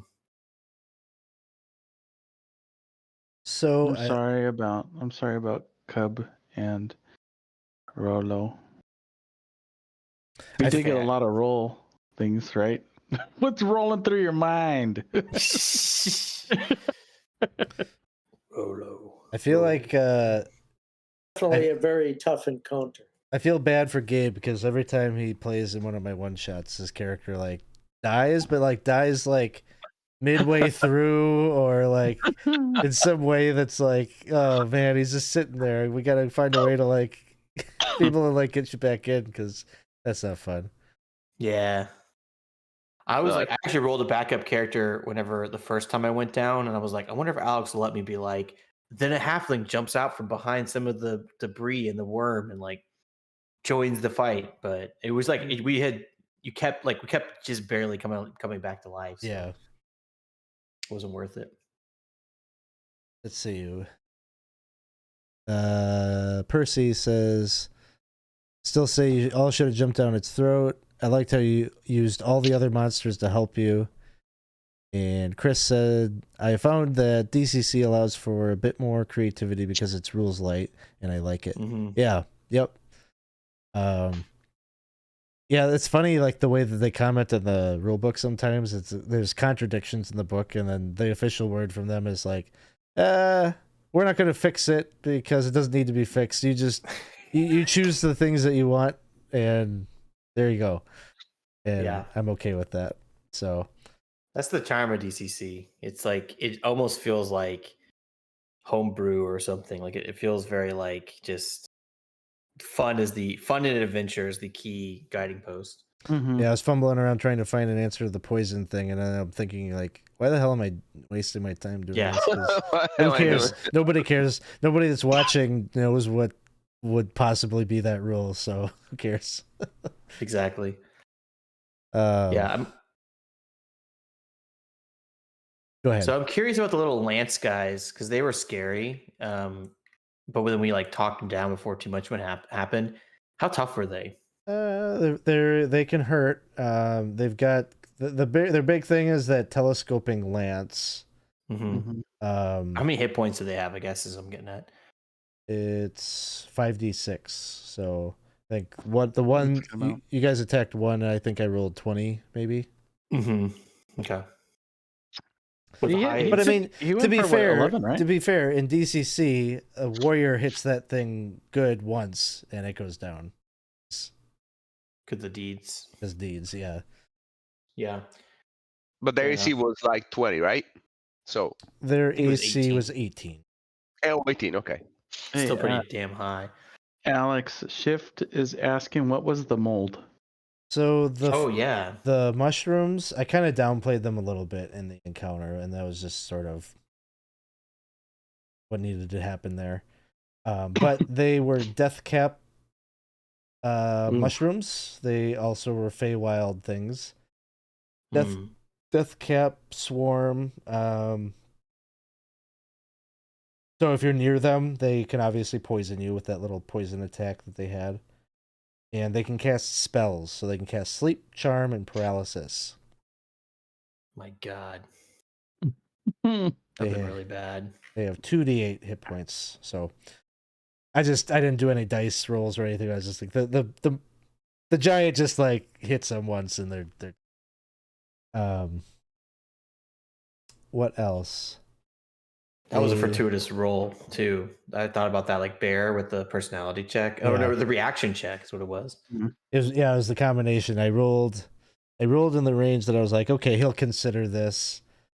It was like in the middle, so I was like, he's gonna make it conditional. You got to help me with this sarcophagi. Alex, that the little minions of the robots, they're part of it as well. Those little minions that came out, like, are they part of the Lance guys? Are they part of the book as well? Oh yeah, there's all sorts of gnomish clockwork creatures. So cool. There's a number of them that are like little melee guys. I think there's like little artillerist guys. There's a whole slew of them. And so I just picked out these two who seemed like the most sensible to have inside here that didn't do like big explosive things. Because one of the things is in here in the little vestibule, if you cast like a fireball or something that's like area of effect damage, the thing will collapse. So yeah, it didn't seem like it was too stable. I didn't want to have a creature or something that did that. I wanted that to be like a player flubs up situation. So Ghosty Squid wanted to know what are the art on the tokens is from the some of them. So not the Lancers, but here I'll pop it up again. The art for the Fixer, the Gnomish Fixer, was right. So this one right here. The art on the Eyeless Hulk is for a different creature. If you look at it, it's not eyeless. It actually has 3 eyes. But I didn't have art for I didn't have an art for the Eyeless Hulk. Although I swear on one of the Twitch shows I saw them show art of the thing, but I couldn't find it, and it wasn't in the assets that I'd been given. So I don't know. It's I swear it's out there somewhere. And then the Portal Worm had art. These are the official art that will be on the tokens. If you back the Kickstarter and you got the little token pack, this is what you're gonna see.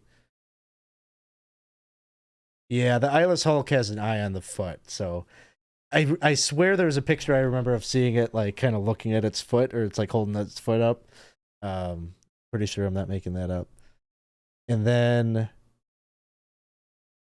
was that it? Yeah, that was it. That's all I have for official art on the creatures. I didn't have anything for the mushrooms either. But I'm wondering with the Eyeless Hulk if there's like an interesting encounter structure, because he doesn't have eyes, but he's on his foot, right?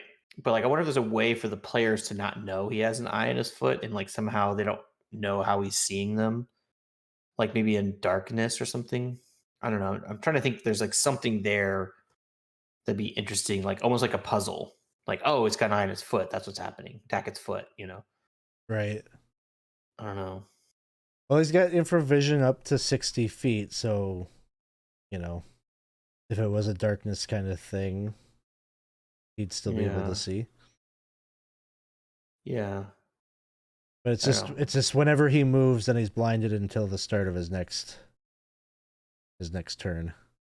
Yeah, so I guess the key is really just you would really quickly figure out what's going on, but then it'd be how smart you are at the tactics. Yeah. Be the thing. Okay.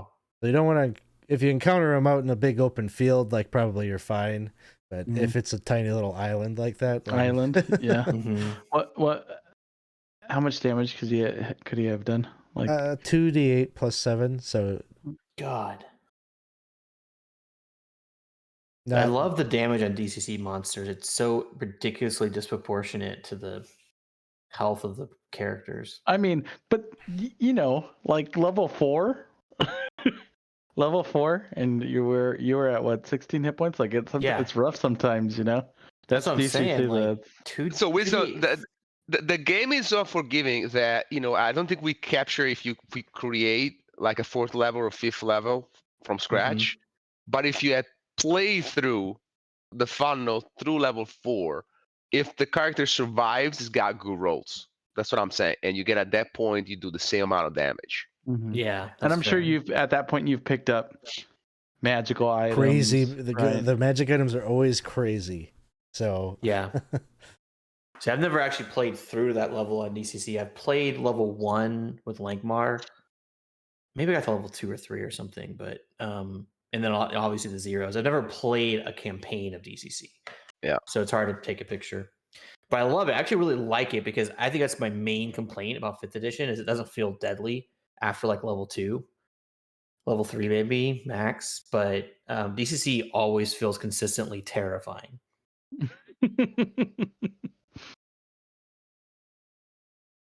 until you fight the slag coat, and then you're running around worrying for your life all the time, as we did last week. Edition. As we did last week when we did. That's fair. Maybe it's just better monsters in this thing. So, all right, I think we'll call it a night there. Thanks everyone for sticking around and hanging out with us here tonight to check out some of the new monsters from Dungeon Denizens. I imagine if you're watching this, you probably have backed it, but just in case, here's a link to the Kickstarter, so you can check out the project. Over 500 monsters for 5e or DCC, and or you could get both. They were saying that this is the biggest Kickstarter that they've ever done.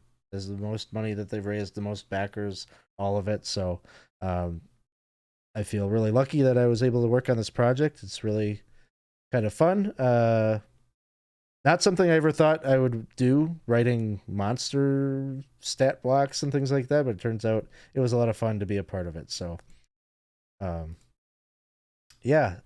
terms of our schedule, we are back here tomorrow morning at 10 a.m. for another session of Dolmenwood. And that'll be maybe a little bit longer session than we normally do. Somewhere maybe 4 hours. I'm not sure. Might be less. But that'll be sort of the wrap-up of our initial story arc for that. I think that's it for the weekend. I'll probably play some Temple of Elemental Evil or over on the 20 Sides Gaming, but, you know, that's just watching me die over and over again in the elemental nodes. So you can come hang out with me there on Sunday night if you want. That's starting at 7:30 p.m. So, all right, let's see about sending a raid over to somebody. I think we've got Goodman Games is actually streaming, so we'll go and say hi to them. Thanks, everybody. Join us for the raid, and we will see you all soon. Have a good night. Thank you, Alex.